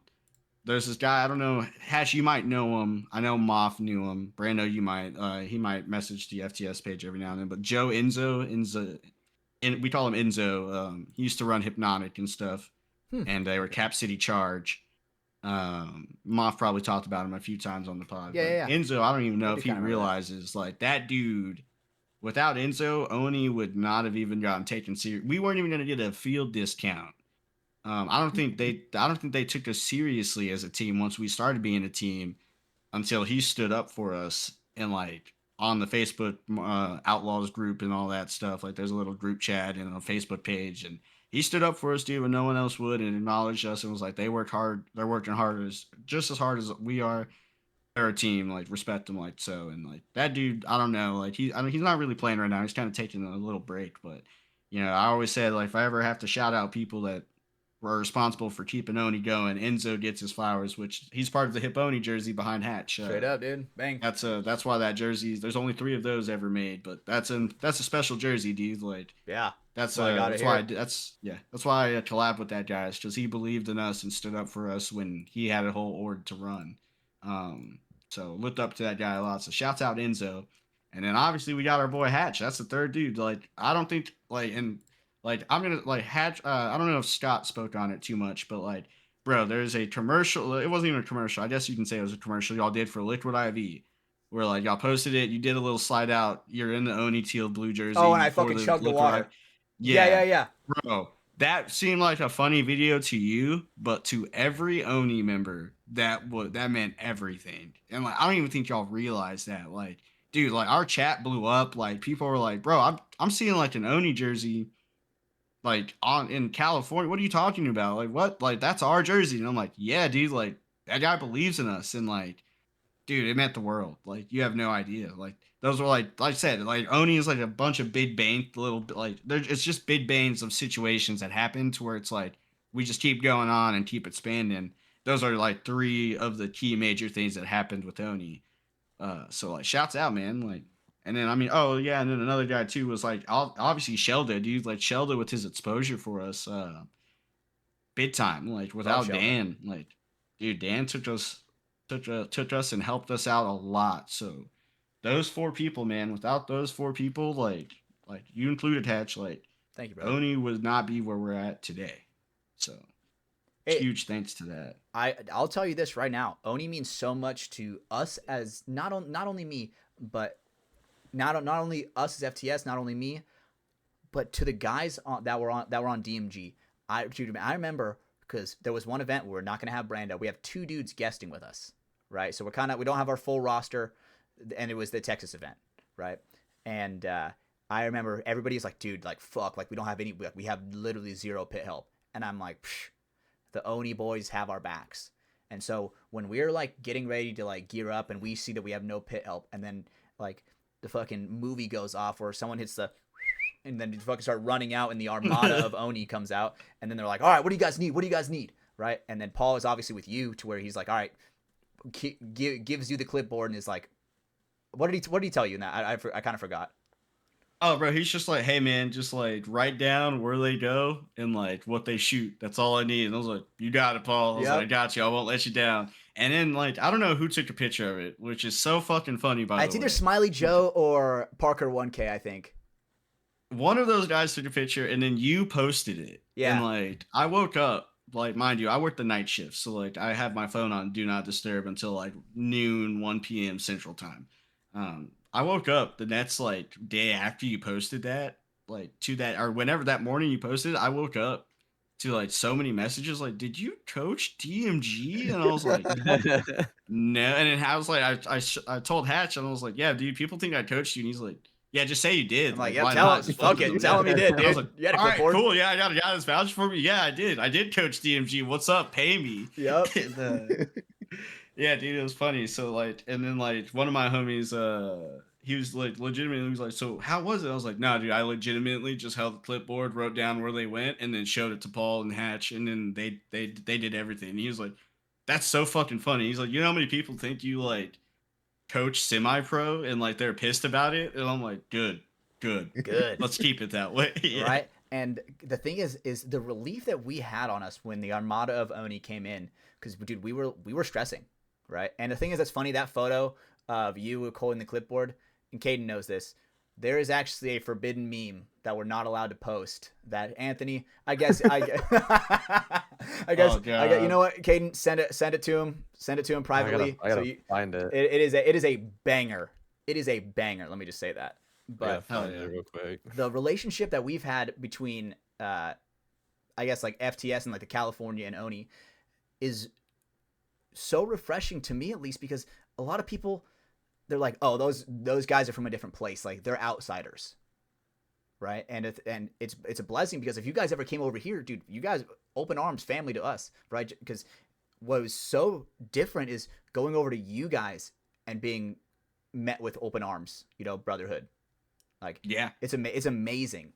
And there's not very many sports that you can do that in, and there's not, even in paintball, there's not very many teams you can do that with. Not like a lot of people say family, but not everybody means it. Was it Hatch?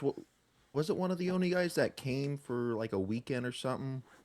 It was like maybe a year or two ago, and we got him in several points with us. Was it one of the only guys? I don't. Damn it, I'm drawing a blank. Someone that was traveling through. Taller Mexican guy. I don't know. Taller Mexican guy. I don't remember his now name. I'm really thinking. Maybe it wasn't one of the only guys. I want to say it was someone from Texas though. That like he knew you. I don't think it was one of our guys. Okay, yeah. See, I was like, damn, Texas. Yeah, no, it's Texas ONI. Shout out. Yeah, straight up. Even that Texas event, right? You had the whole squad helping the boys out. Yeah, funny enough, that was like ONI/Zutra Sharks. Yep. It, dude, literally saved our fucking ass. Shouts out Austin Bazooka Sharks, baby. Zutra Sharks. Zutra Sharks. It was funny, that tournament. There was a lot of iconic photos that we took. I remember Hatch. That was also when we had the mullet photos of you, me, and Lastro. Oh yeah. And also the one of me eating the nachos. Oh yeah, the fucking the Schmeagol pose. Mm-hmm. My precious nachos. My precious. I was during that event. All right, last photo that I want you to see. Now, tell me what this is. How does it make you feel? Boom. Sending it in this chat as well. Oh, bro. Shouts out. Yeah, the Zutra Sharks, man. That's our 10-man beer lead team. That's, I don't know what time it is, but that's probably me, like... It's beer time, baby. 4 or 5, maybe 6 drinks in. Dude, the sun is beating on us because we don't have an awning. Yeah, no, the Zutra Sharks did not come out prepared, but we came out for fun. Absolutely. What was I on the will back say of your this. jersey? What was on? Everybody had something special on the back. Raider of their jersey. Dave, baby, Raider Dave. Raider That's Dave. a persona from American Dad from Roger, the main character. So Bazooka Sharks is from American Dad. Yeah, that's where we got No it way. from. But yeah, no, I never knew yeah, that. yeah, I love go watch American American Dad. You'll find out about the Bazooka Sharks, the indoor arena football team. Shouts out. Okay. That's why we had alternate jerseys that haven't been made yet, but we're gonna make them one day. But they're the Pizza Overlord jerseys from America. Basically, everybody on Zucha Sharks are big American Dad fans, and we were like, we're doing this. So nice. Yeah, no, that picture right there, that's just pure fun paintball. Like, dude, you're fucking lost in your eyes, bro. Where are you looking? You're looking like through your hat. Bro, gone. That's where I'm getting drunk looking. and playing 10-man is still my bucket list. The fact that we can for sure, me too, legally operate a paintball gun with after like 6 or 7 beers is awesome.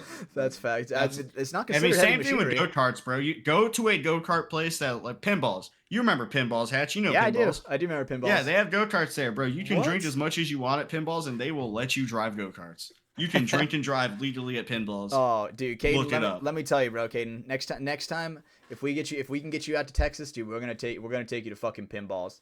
Bro, 16th to the 18th. Let me guess. It has pinball machines. It does Yes. actually. It's actually like it's like a modern day arcade, but way better than Dave and Buster's. Like pinball. way better than Dave. Like Dave and Buster's is complete shit compared to this place. Really? Like, dude, we were playing Guitar Hero, getting lost. tokens and shit. It was sick.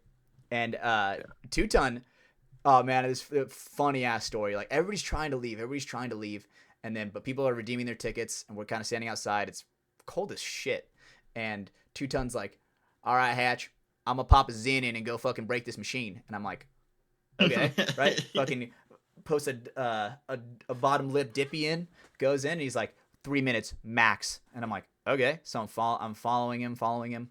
And then he goes to the machine where it's like you hit it with a hammer and it goes up and you hit a ding, right? Okay. No joke. So he hits that shit so fucking hard, dude. Like he hits it, swings the hammer down like dude, 10 out of 10 lumberjack form. If that's a log, that log is being split into 10 pieces, right? No joke. The wind of the swing goes like blows my bullet back. No bullshit, right? And it goes all the way up. Dude, breaks the machine. Literally breaks the machine. It stopped counting up. Like it goes to like 999 and it's still making like that ticking sound like over and over and over again. And 2-ton's like, "All right, told you, we're out of here." And I'm like, "Okay, fuck the tickets." We didn't even take the tickets. Just left. What a fucking legend. What a legend, bro. Straight up. So is that the same night where like was Sergio Jordan with us that night? Yeah. We broke the basketball game and Jordan and we got him the Pokemon cards. Free ticket. Dude. Good times. We that was how sick it was, dude. You could grind on a game enough to do a pack opening at the end. You know, because that was that was in the arcade. Pack opening. I'm not even messing with you, bro. It was I don't even know if amazing. he got any hits, but it was sick. It was funny as shit. Right? I wonder if they. I heard Pokemon pack and I'm intrigued now. Hey. Caden's traumatized because this one time we're in a store in like Philly, and we're at Walmart, and he's like looking at the Pokemon cards and shit, and he's like, "Hey Hatch, someone broke." No, this was Tampa. Was it Tampa? Okay, Yeah. I'll let you tell the story, Caden. I'll let you tell it. Okay. So obviously mid Pokemon addiction that I've been having. So obviously we go to Walmart and I'm like, I need to see if they have it. Like Florida, like they gotta have stock. There's no scalpers in Florida. It's not true. So I go and I find the tin boxes that they typically have. It's like this Kyogre one or something like that. Yeah. I pick it up and I look at it. I'm like, why does it look like that? It's busted open. Like somebody opened it in store and left it there because there was still the promo card, but the entire everything inside of it was gone. So I pick it up and I'm like bringing it over because I was just gonna I was gonna tell somebody. He's like, "Hey Hatch, look," and he's like holding 2 pieces in front of me, right? Go ahead. Yeah. So I'm holding 2 pieces. I don't.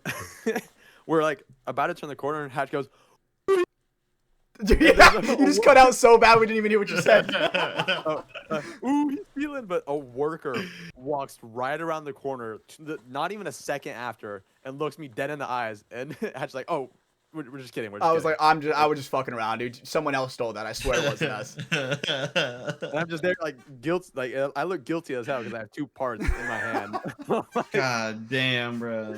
Bro. Like it's rough out there for the TCG right now. Like, Straight up, dude. Yeesh. You know, TCG's always struggling. there was this one time where Cedar has like a headache, right? And he's supposed to go out and get fuel, like waters, Gatorade, or just waters, realistically, right? And he is like not feeling good, dude. He has like the cold sweats. He's laying in bed, and I'm like, Papa, you going? He's like, sure. And I'm like, fuck no, Papa, lay down, like stay in bed for the night. Me and Caden got this. So me and Caden, we go and get the waters, right? And we get to the water section, and Caden picks up a case, right, and like holds it over the cart and just like drops it. Skadoosh. It makes like a little bit of a loud tumble, right? Because obviously, you know, the squeaky bottles are hitting the cart, and then I walk maybe 10 feet over, but he goes like skadoosh, drops it on there, right? And then so I walk over to the cases of water that's maybe like 10 feet away. And I go, I see you, Caden.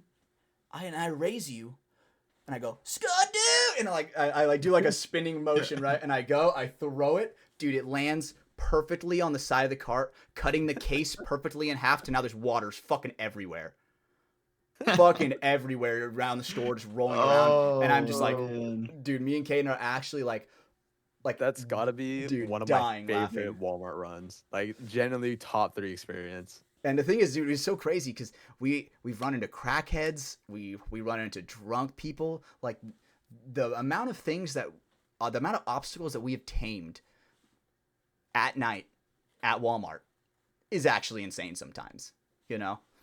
We gotta start going to like Target or something. Get a different crowd. Dude, hell no, dude. That shit's bougie as hell. I'm not trying to play $2 extra for a case of water. Fuck no, we're cheap over here on the Ducks, dude. Talking about to avoid all these other people. Go nuts. Oh, well, dude, if we go to Target, then we're just gonna have all the freaking MILFs hitting on us because they never seen specimens like us walking the door.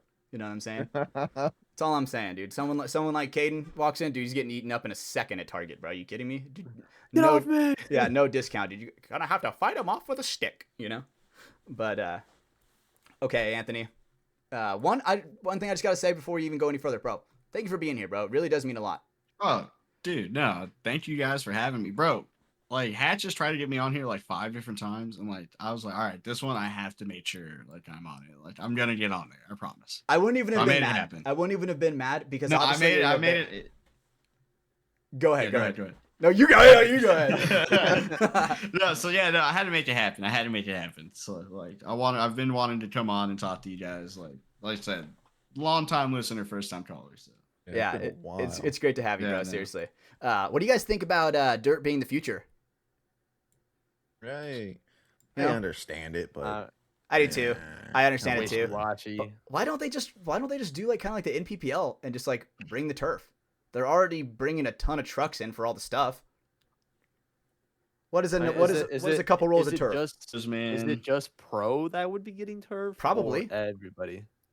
I mean, there's enough. There's enough room everything, on the football then field. I get it. There's enough room on that entire football field to have pro and semi-pro. Yeah, absolutely, there is. And you could even sure. have them on different ends of the end zone, so sound isn't even like a factor. Oh my god, I hate that they complain about that shit when the another field's too close to the goddamn pro field and the buzzer shouldn't be That's what we deal with. Straight up, That's what we deal with on the one they have a divisional completely side. different sounding buzzer. 2, I'm pretty sure where it's like concede. I'm pretty sure on the pro field it's a female voice. On the divisional field it's a male voice. If I'm correct. Or is it the other way around? It switches. So the divisionals, it's not the same. Like one field goes from male, and then the next one right next to it goes to the female. So so then there's no interference at all. Confusion. Yeah. The only time that lame excuse where it's like, I thought that was the other field. That's why we did that. Yeah. Like, no, bro, no, not anymore. Yeah, and the thing is, the only reason why you can even be close in the divisionals is because it has the 10-second beeping. Yeah. Right? Because it's like, I mean, the field behind you legitimately could be like doing that like beep beep beep beep, where it's like, oh shit, you know, I'm a. That's why you need a brain guy, right? You know what I'm saying? Brain guy at least, right? And I'm not even gonna lie. Paul, one of our brain guys, he will legitimately be Shouts like out the. Paulie Plama. And actually, I think it's Brando. Actually, I'm pretty sure it's Brando, where he's like, it's me a lot. yeah, where he's the I one do it counting too. down. I do too. He's the one Yeah, counting down, and I have him in my ears, so I'm like, bro, I'm not even looking at the clock. I got Brando in my ears, except for that one time where he's like, all right, 8, 7, go, and I was like, what the fuck, Brando? And I had to fucking run my ass off, and I was like, okay. I'm just glad they restarted that point because usually they don't do that. Yeah, So, they literally did restart the point because it was so crazy. I was just like, what the fuck is going on? I was counting so far ahead of time. I don't even think 10 seconds hit, and I'm counting down 10 seconds. Yeah, and I was like, okay, go, and I just full send, My bad. just face diving into a 70-degree angle against me with that rickety field of Florida. You know what I'm saying? But it could have been worse. Could have been way worse. Could have been worse. But Jesus. okay, Anthony, we kind of grew up in the same generation, right? Yep. What was it like for you? Like, what were some activities you were doing when you were growing up? Like, what was like the main thing? Because for me, man, I was a gamer, and I would play outside with like my friends and go like bike riding and be a troublemaker. Yeah, I was an outside. Like my mom made sure like I spent a lot of time outside. Growing up, my mom was a single mom, so Amen, me brother. and my brothers, she did her best and put us in a lot of sports to keep us busy because she was like, if y'all stay busy, y'all can't get into trouble. Yep. Did not work for most. Me and my brothers still got into trouble. You know, we're boys. But yeah, played a lot of sports, a lot of video games. Thankfully, she would let me play games and stuff. And funny enough, my mom was pretty good at Galaga and Miss Pac-Man. Fuck you up in that game. Your mom was good at that? Can't beat her at it. Bro, can't beat her. And Tetris. Can't beat her at it. Dude, I don't know. that is I think so to this funny. day, she's still good. My mom used to, when I was like a little kid, my mom would sneak into my room at night and play on my Xbox. She would play certain games. I don't know if you remember this game called Peggle. You ever heard of that game? Oh my god, I love Peggle. Dude, No. my mom would play Peggle, and I remember one time fun. she forgot to fucking turn it down, so I wake up to the national anthem, like when you hit the last ball, the fucking national anthem starts going off like crazy and fireworks, and I was like, oh shit, like standing, like getting ready to wake up, right? Yeah, like 3 in the morning. The best way to explain the game is like it's like Plinko, but like you purposely have to hit certain targets, and there's like Yeah. power. Oh, okay. That's like the best way to like explain it. Yeah, and then she would also play this other game called Zuma, where it's like one of I know those Zuma. where it's like you're a frog in the middle, and there's like an obstacle trying course to of shoot. beads Oh, and yeah. shit, right? Yeah, and you're trying to like, shoot your those are color fun. matching. yes, you're color them, matching yeah. the beads, right? Like Yeah, bro, moms and color matching games. Candy Crush type Bro. shit. Bro, yeah, like I said, so yeah, my mom was pretty cold at those games. So I remember the day, bro, my first console, Game Boy Color Pokemon Edition with Pokemon Tetris was what my mom got me. I What? remember her walking into the living room with it, handing it to me, and I'm like, "Yo, this thing's fucking sick." Like, I'm a kid, I didn't say that obviously, but I'm freaking out, and I'm like, I remember I was trying to play it, and I was just like, "Man, I don't understand Tetris. My mom tried. She Shit's tried for her kids, best, but, mom. yeah, I was like, I don't know what Tetris is. I suck at it. I was getting mad, and she's like, here, and she just sat down with me, showed me the ropes, and then I was like, dang, my mom's cool. Like, she's good at games. That's cool. Gamer girl. So, yeah, right. And lo and behold, started playing after that, and fighting games for a long time were my things. Yeah. Yeah, growing up, a lot of fighting games. Trading cards were huge growing up for me. Yu-Gi-Oh was my game back in the day. Oh, bro, Yu-Gi-Oh, man. So back, I don't know if you guys remember. Hatch, you might remember. There used to be like the original Yu-Gi-Oh, like the movie when they first came out. It came with like a little black, like holding box you can have for your cards, like carrying travel case. I think I still have that. Yeah, and what's it called? I remember I would always carry that thing around. And it was like my life or death, like lifeline. And we used to live in these apartment complexes, and like no joke, there was a courtyard where every kid would meet up with their Yu-Gi-Oh cards, and you just duke it out. And like if you lost, you losing one of your favorite cards, buddy. Like that's how it worked. I remember that. Playing for keeps.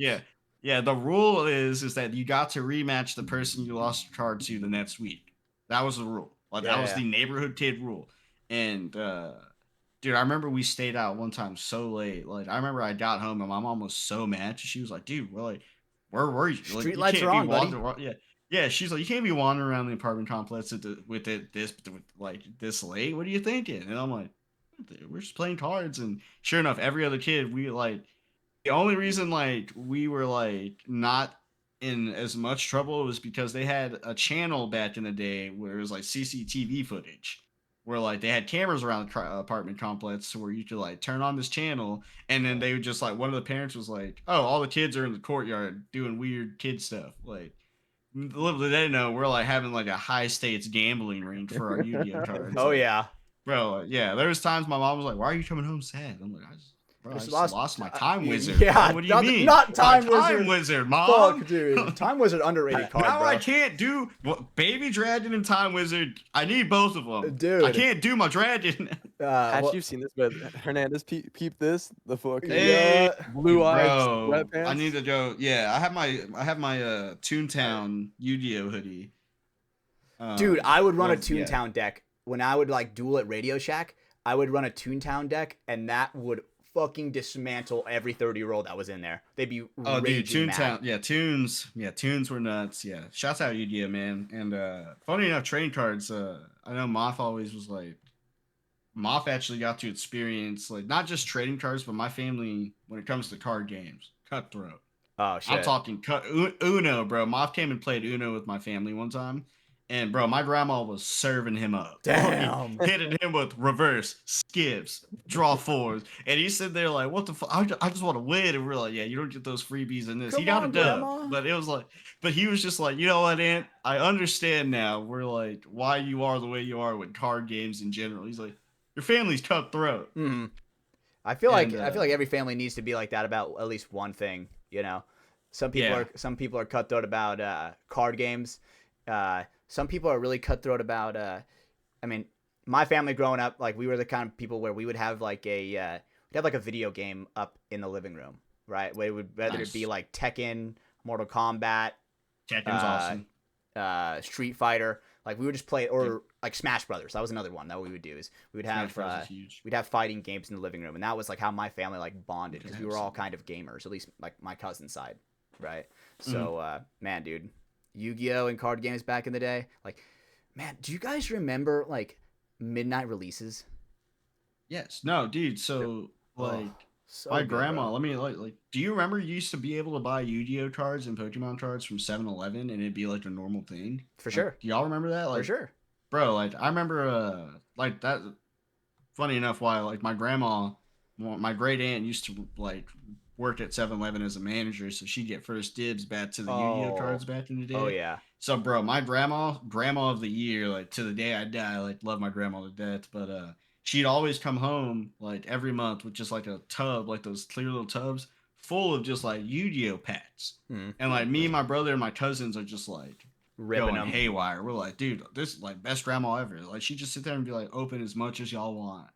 And like, bro, it was awesome every time, dude. So like, that's why like I love trading card games. It's like it's cool, but like, I really do it just for nostalgia and like just because those memories I made with my grandma, like probably what keeps me in it. Because it's just like when you rip a patch, it's like damn, like I'm just chilling with my grandma right now. And she, she's still around. I think you didn't get to meet her on this trip out, but you'll meet her next time. Ash, but yeah.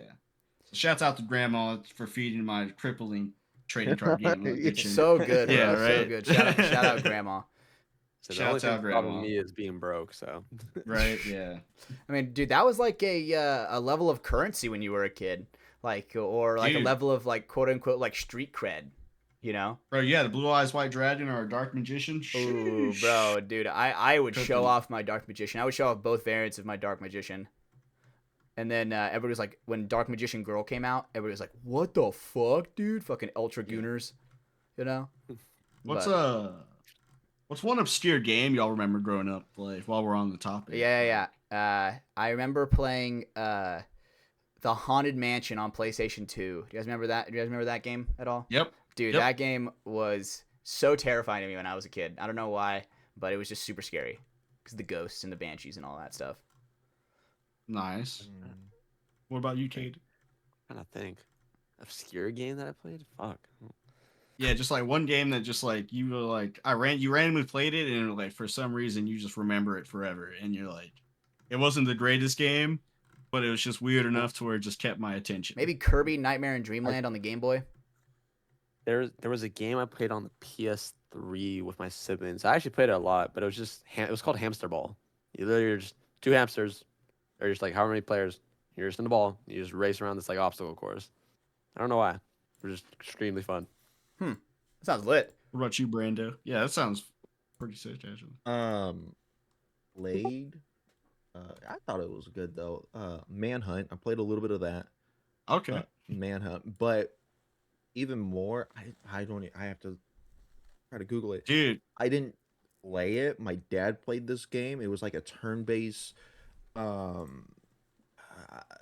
It reminded me of Lord of the Rings because, and I liked it because I was into Lord of the Rings at the time, and it was like you build your own team and you're going into caves, and you're fighting other skeletons or whatnot in there, and it was cool. You can, man, it was like was it like cartoony or was it realistic looking? Cartoony. But it was Could have been PlayStation Dragon 2. Quest.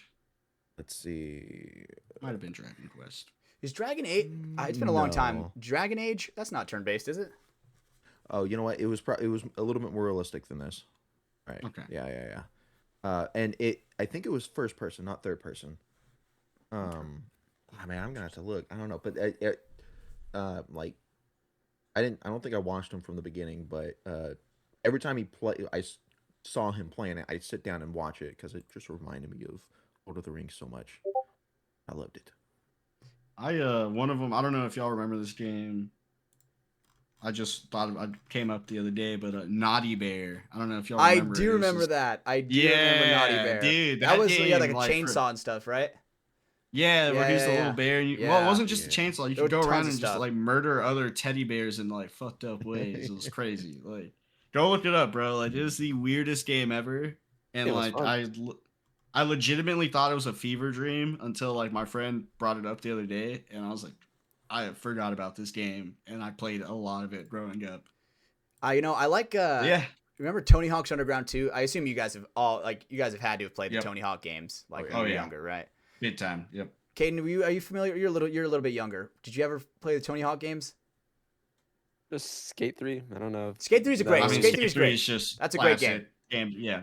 Can't be upset with that. Nothing besides that. But nothing legit. Dude, I remember playing Tony Hawk's Underground 2, maybe Underground 1, and you could play as fucking Darth Maul doing a kickflip.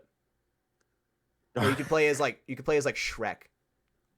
Or like Benjamin Franklin. Like just all of these random characters that I was like, man, dude, like that was just so, because obviously when I was younger, like Tony Hawk, Rob Dyrdek's Fantasy Factory, like all of the like Jackass. What was that one that Bam had?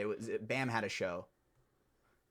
Viva La Bam. Viva La Bam. That's what it was. Viva La Bam. Yeah. And like those, I guess maybe that's why I was like such a troublemaker, because I was heavily influenced by those guys. I was like, man, dude, like being a skater and just not giving a fuck, like that just seems like, awesome. I think it was just that whole time growing up. So I remember growing up, like every show was just like Silent Library is one of those shows I still remember to this day, dude. bro.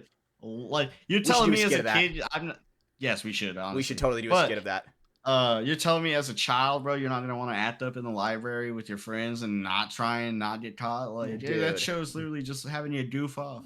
Oh, dude, I found it. All right, so the game. I'm sorry, it's just Wizardry, Tale of the Forsaken Land. On PS2. Wizardry Tale of the Forsaken Land. I have never heard of that. Can you drop a link of like a picture of what I'm looking at? I need to see this. Got you. That sounds Seems crazy. like a game you would play, Hatch. At least back in the day. Let me see. Why'd you put a picture of you in the chat? That is not me, buddy. Damn, this game looks old as shit. 2001. This whole conversation reminded me of how I used to play Need for Speed Most Wanted on the GameCube. Oh, so on good, the GameCube. bro. So good. I guess obviously it's my favorite game of all time, but when I was young, dude, seeing my best friend, because me and my best friend were always hanging out together, right? Seeing his dad play like the original Resident Evil, where it was like the kind of camera in the corner. You're fucking like walking down a hallway. Like it is absolutely fucking ass the way that the old ones are like formatted. Yep. But then when Resident Evil 4 came out, and I'm like, no joke, dude, if I am correct, he almost missed the birth of his daughter over the game because he was playing it so much, right? It was just that good of a game and that addicting of a game, right? And that really stuck with me. That really stuck with me because where it's like, you know, if I ever do have a child, I'm for sure gonna miss his fucking birth for the new Resident Evil drop. You know what I'm saying? But you know, just seeing that was just like the carnage when I was so young was so fucking sick because you know you don't really see. I mean, now kids are fucking getting exposed to fucking Ukraine footage at like the age of 6, so it's like, Oh my god. you know, they get TikTok is a fucking crazy thing now. You know, like whenever I see kids with like unlimited access to the internet, or when I see a kid that obviously talks like he has unlimited access to the internet, I am like, oh my god, this kid is so fucked. You know, because obviously we watched some pretty fucked up shit when we were young. You know, what was the most fucked up video you saw when you were young that really traumatized you? 3 Guys, 1 Hammer. 3 Guys, 1 Hammer. That one was quick. I remember seeing that. That's That same one. That one. What's yours, Anthony? It had to be like this construction video one. It was like some what's the website where all the Asian people get fucked, the Asian workers like the like a whole meme there's about probably it. like Live Leak. There's Best Gore. Yeah, not Live anymore. Leak. There Live we Leak go. It is was like it was something like Live Leak, but I don't know if it was Live Leak or not. But it was something like that where this dude just got fucking demolished at work. Like, and you know, I watched it on accident. It was traumatizing. It was a child. I shouldn't have seen that. I was like, bro, oh my god, I'm never Bro, working in a factory in China ever. Yeah. Well, no, my mom was just like, funny enough, like that same day before I even saw that video, she was just like, hey, dude, like, be careful on the internet. Like, there's some fucked up shit out there. I'm like, Mom, I'm only going on YouTube. Like, what's the worst that can happen? And then, boom, I was like, oh my God, she was right. Yeah. There is dangerous shit out there. What the hell? You know, this one it sounds fucking disgusting, but I don't know if you guys ever heard of it. It was called the Pain Olympics. Oh yeah, yeah. Oh my Dude, god. God, that bro, one, God, dude, God. I remember watching that in my 7th grade AB class, which AB was like social studies, history, English, like all that, like mixed into one class, right? Special learning. Yeah, straight up, yeah. But I remember watching that in the middle of class, right? We're doing like the part where you're supposed to work on your project, and obviously I'm fucking off in the back, and seeing that video, I was instantly like, what the fuck is wrong with people? There are people in this world that like will do that. I don't even want to describe what that video is because it is just so They're intense. mutilating themselves. Straight up, yeah, they're straight up themselves. mutilating themselves, right? Like no Yeah, joke, like hitting one of their nuts with a fucking hammer type shit. And I was just like, bro, this is a little too intense for me. And a guy cut off his penis. Yeah, a guy cut his dick Like- off in it, and I'm just like, Yeah, that I remember Just that be now. fine. yeah, Yeah. dude, that Like, dude, let me finish at least. Jesus Christ. Okay. oh god. Oh, Brando. What about you, Caden? What was the internet video that scarred you? Pain Olympics, yeah, that you unlocked the memory for me. I remember the PP getting. Yeah, dude, I remember one guy was letting a wasp sting his dick, and I'm like, what? Bro, y'all ever been What is the stung by a reward? wasp? That shit sucks. So, Oh, dude, being stung by a wasp when you're young, that is traumatizing. Yeah. Like you, even getting bit Like by bee a stings wasp, aren't. Yeah. like Yeah, wasps suck, bro. Like a bee, like you realize if you get stung by a bee and a wasp, you're like, damn, bro. Bees are really like, I don't want to sting you, buddy, but I'm gonna. Like, sorry. And the wasps are like, you forced my destruct- hand. You know, I got stung by a yellow jacket before, actually. Ugh. Fucking sucked. Oh, man. Dude. You know, any kind of bug like that really freak me out. Any bug that's like bigger than like, I don't know, a cockroach, kind of freaks me Like out. the spider in USXBL. Still too right? big. Still too big, bro. Oh fuck, dude! I actually forgot about that one. So we wake up one morning and like we're getting ready to play, and we're just in Texas, the most recent event of the USXBL. I stand up, I peel my bed back, right, dude. Underneath the covers where I was sleeping, there is a humongous spider that I just shared the bed with all night. Dude, it was like, it was a big boy. It was hefty. Hefty guy. And I What was kind like, of spider was it? I have no idea. I crushed it so It was probably quick. a wolf spider. Probably a hairy. wolf spider, right? But dude, I peeled that back and he's just sitting there right where my legs were, and I was like, "Are you fucking kidding me, dude?" I instantly ran and got some toilet paper, smashed that bitch up.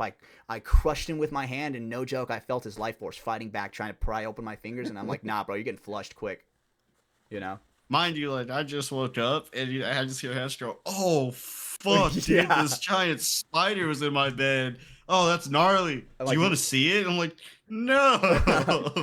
Everything's bigger in Texas. Because now Anthony's like, "Oh man, I hope there's no spiders in my bed, bro."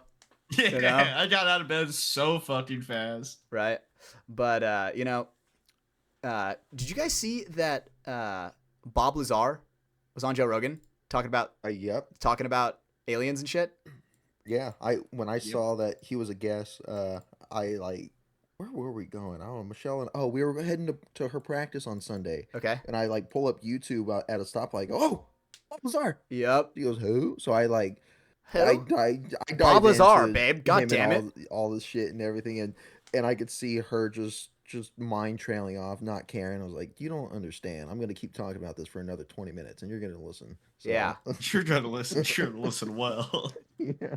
Dude, because like what they were talking about, he was talking about, you know, the construction of that ship that he was hired to back engineer, and he was talking about like the force field, like how there's like an invisible force field where it's like you could like when it's turned off, like you can touch like whatever metal it is that they have no idea what type of metal it is, but when the force field is on, you can like reach for it, but you can like you feel something like pushing your hand back to where like the harder you push, the harder it pushes against you to where you'll never be able to actually touch the ship.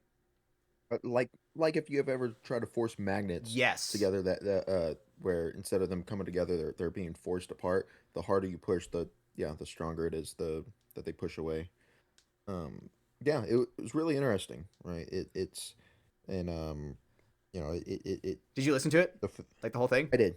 Yeah, I finished it today. Okay, hell yeah. I'm like in like the last like 30 minutes. Yeah, it's he talks a lot more in this one than the previous one. Dude, he is like I think he's feeling good. He's drinking for sure, so he's feeling it, dude. And so like what they were talking about with like the grays, right? Mm-hmm. Where they were like, oh man, like humans are such different compared to everything else on Earth. Like, what if we were like an invasive species? You know, because it's like invasive species wherever they go and they're not supposed to go, like they usually like destroy that entire ecosystem. Like pythons in Florida, or I don't know, what's another one? What's that one catfish? Pleco in like rivers. That one's pretty bad, right? What are some other invasive species? Come on, guys, help me out here. Help me out. No, this shit. No one help. No, Pat, you got this. All right. Apple snails. That's another really invasive species. Boom. Or iguana in Florida. Really invasive species. Chickens in Hawaii. Yep, chickens in Hawaii. In Colombia. Hippos in Colombia, right? So basically, like he's like, man, humans are so evolutionarily different compared to every other animal. Like we are the ones that actually like humans seek improvement. You know, you don't see like a elephant building a fucking skyscraper. You know what I'm saying? You don't see like any other animal like doing anything that's like the way we do as humans. Well, what? Sure. You ever see a beaver build a dam? That's so valid. Hey, bro, the beaver. Hey, bro, oh, beavers. They just know, bro. They do just. They know. just said water flowing, not in my house. That is so valid. No, sir. You know, now it makes me sound like I feel like a complete fucking retard now that I'm even talking about this. But oh man, they were just talking about how like humans, like what if humans are like the invasive species that were like put here a long time ago, and you know, eventually or like just engineered, right? From like monkeys and Prometheus, exactly. Straight up, bro. You know, there's a theory for that. And it's a fun like thought process to go down, right? And I was thinking about it hard, bro. Yeah, it's fun to think. I have no idea where exactly how, because there's a theory about how our brain tripled in size in such a small amount of time, right? where we went from like what chimps right now or Stoned apes ape theory, are in bro. the Stone That Age right now. that could And legitimately be it. we're going from that to all of a sudden like able to make fire or even contain fire, right? And then having an actual language and being able to draw and everything on caves and whatever. You know, that span of time is so little. I mean, there's a theory that yes, there maybe we were uh, um, visited and messed with. They showed us the Uh, light. They messed with our genes to where they just like Genetically jumped engineered. jumped 50 billion years in the future of like what monkeys would have like evolved, like what we would have evolved from monkeys eventually, but just way sooner. or maybe just I mean, never evolved. Maybe to It's this believable. extent. It's believable. Think about it. Like, if there was a dude, like, if Elon Musk was really interested with all the money and shit that he has, would he not go make an experiment on monkeys and just be like, let's see what happens if I do this, guys? You know, we had someone that would want to do it, so like, I mean, it's we're doing it. believable. We've been doing it for We brought back decades dire with wolves, baby. Straight up. right. But Yeah. we've been running tests on chimps and other apes, like orangutans and stuff, trying to teach them speech and sign language and whatnot. They Right? can understand It's, like basic sign language, like some of them can if they're really trained. but we Y'all don't watch know. that new movie Primate? No, I haven't. I Oh, heard it's actually no. hella scary. Hey, big dog. That is probably like they probably overdid it on what a chimp could do to a human being, but it's in the ballpark, and it's a pretty good movie to go watch. If you want a pet chimp, go watch that movie. Come back and let me know. Yeah, I don't think I would You ever won't want a one. fucking chimp like ever.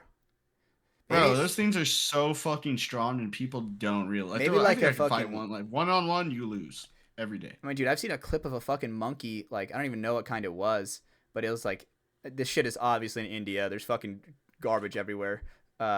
So it's like this monkey like chilling with this dude sitting on his lap, and then like he's like kind of wanders off. The guy pulls the monkey back to his lap, and the monkey jumps on his head, and like, dude, before you could even blink, he like bites into his forehead and basically scalps the guy. Pulls off like a ginormous like beef jerky patch of Yeah. scalp. It was a small Yeah. monkey too. It was a very small, in like a second. Brando, see if you can find that video. Caden doesn't look like he's seen it.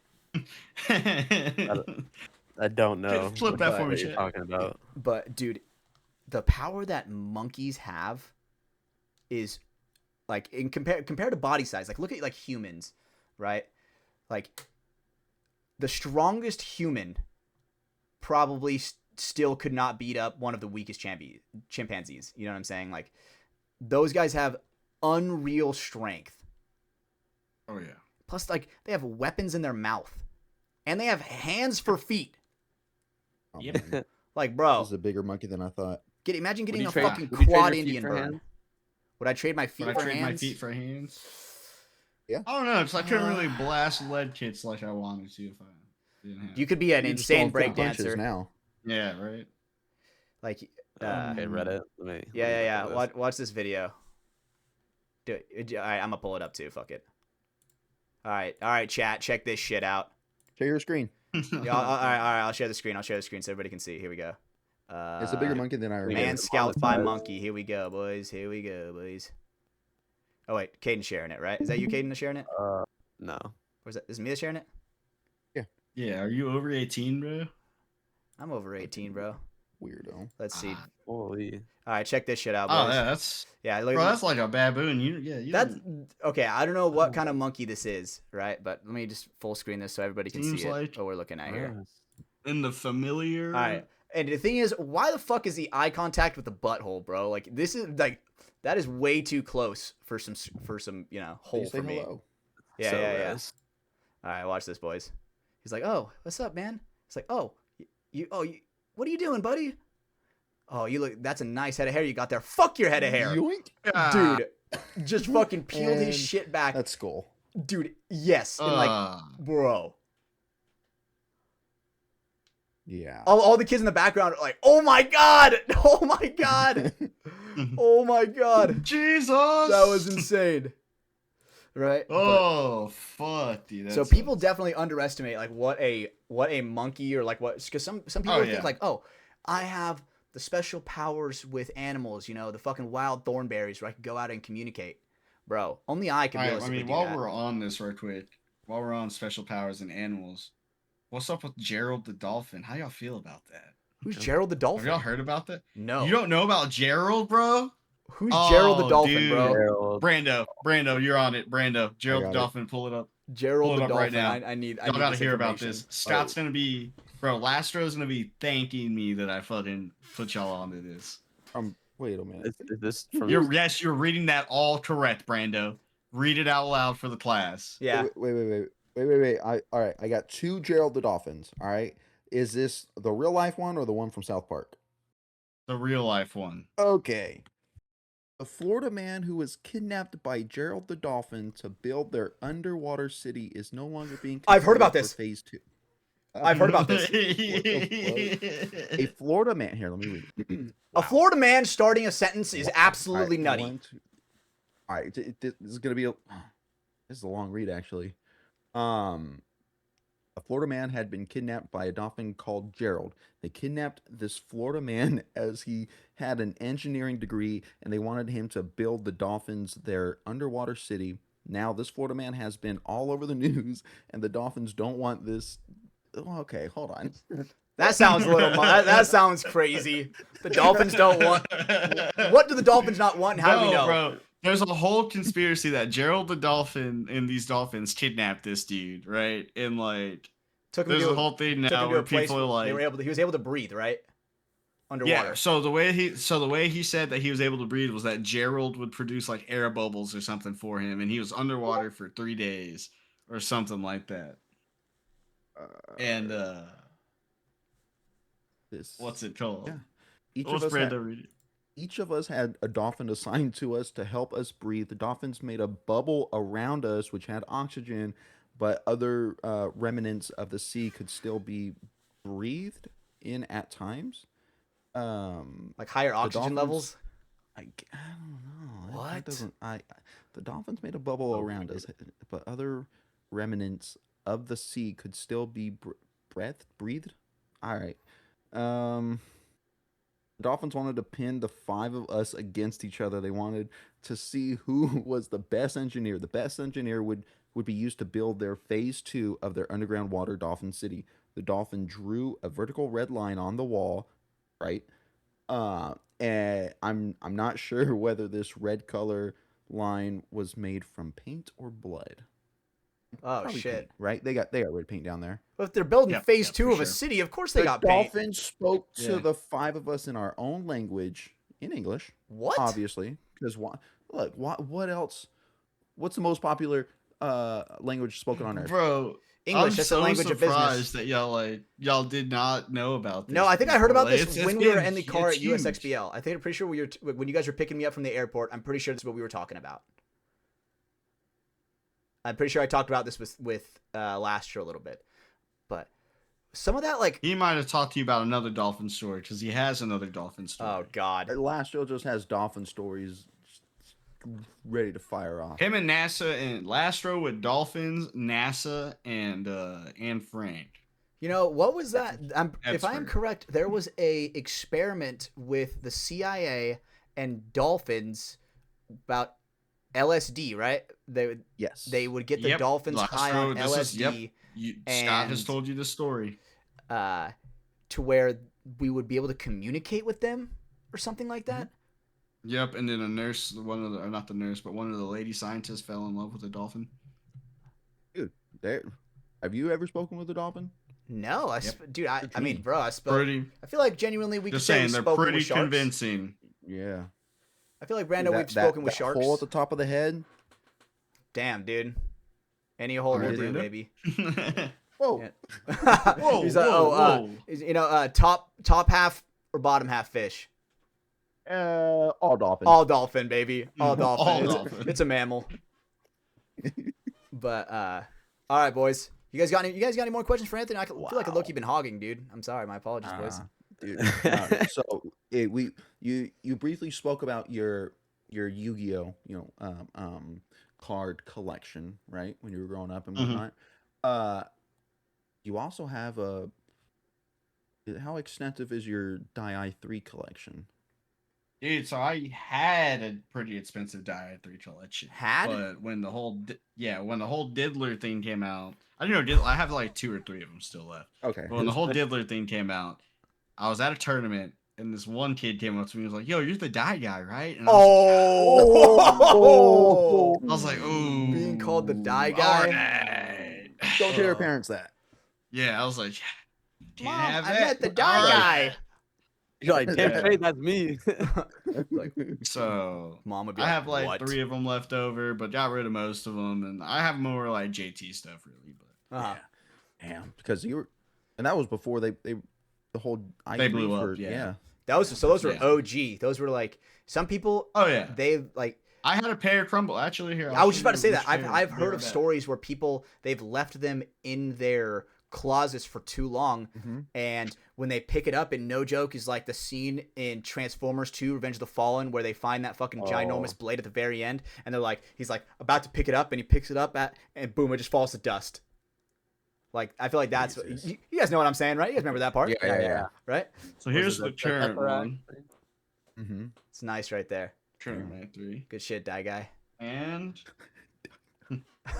here's the first renditions. Okay. That's looking nice. Let me see. I don't really know. I don't even know what I'm looking at. They're actually in good condition, but if you get shot, like if you get shot right here, this thing's gonna blow. Like it's gonna explode into your face. No But way. these were Shrapnel? notorious. Yeah, these were notorious for being bad. And then you got these guys. You know, honestly, that's not surprising coming from that guy. You know, It's he, like- he likes hitting yeah. people in the face. These That guys will right explode right here on 'em. were my favorite, but they're crumbling as we speak. No, bro. Can't wait. Like you can see right here. I like That's the where it yellow. started. Oh, I see it. Yeah. Oh yeah. Damn, Yeah, dude. So, and then on this side, Damn, I so wonder. I have them as like a historic piece. Yeah, you gotta like put those in like a humidified room, you know, with surrounded by bulletproof It's glass. too late. It was the way that like no matter how well you take care of these, the material they used was just not meant to last. They want you to you buy new have ones, bro.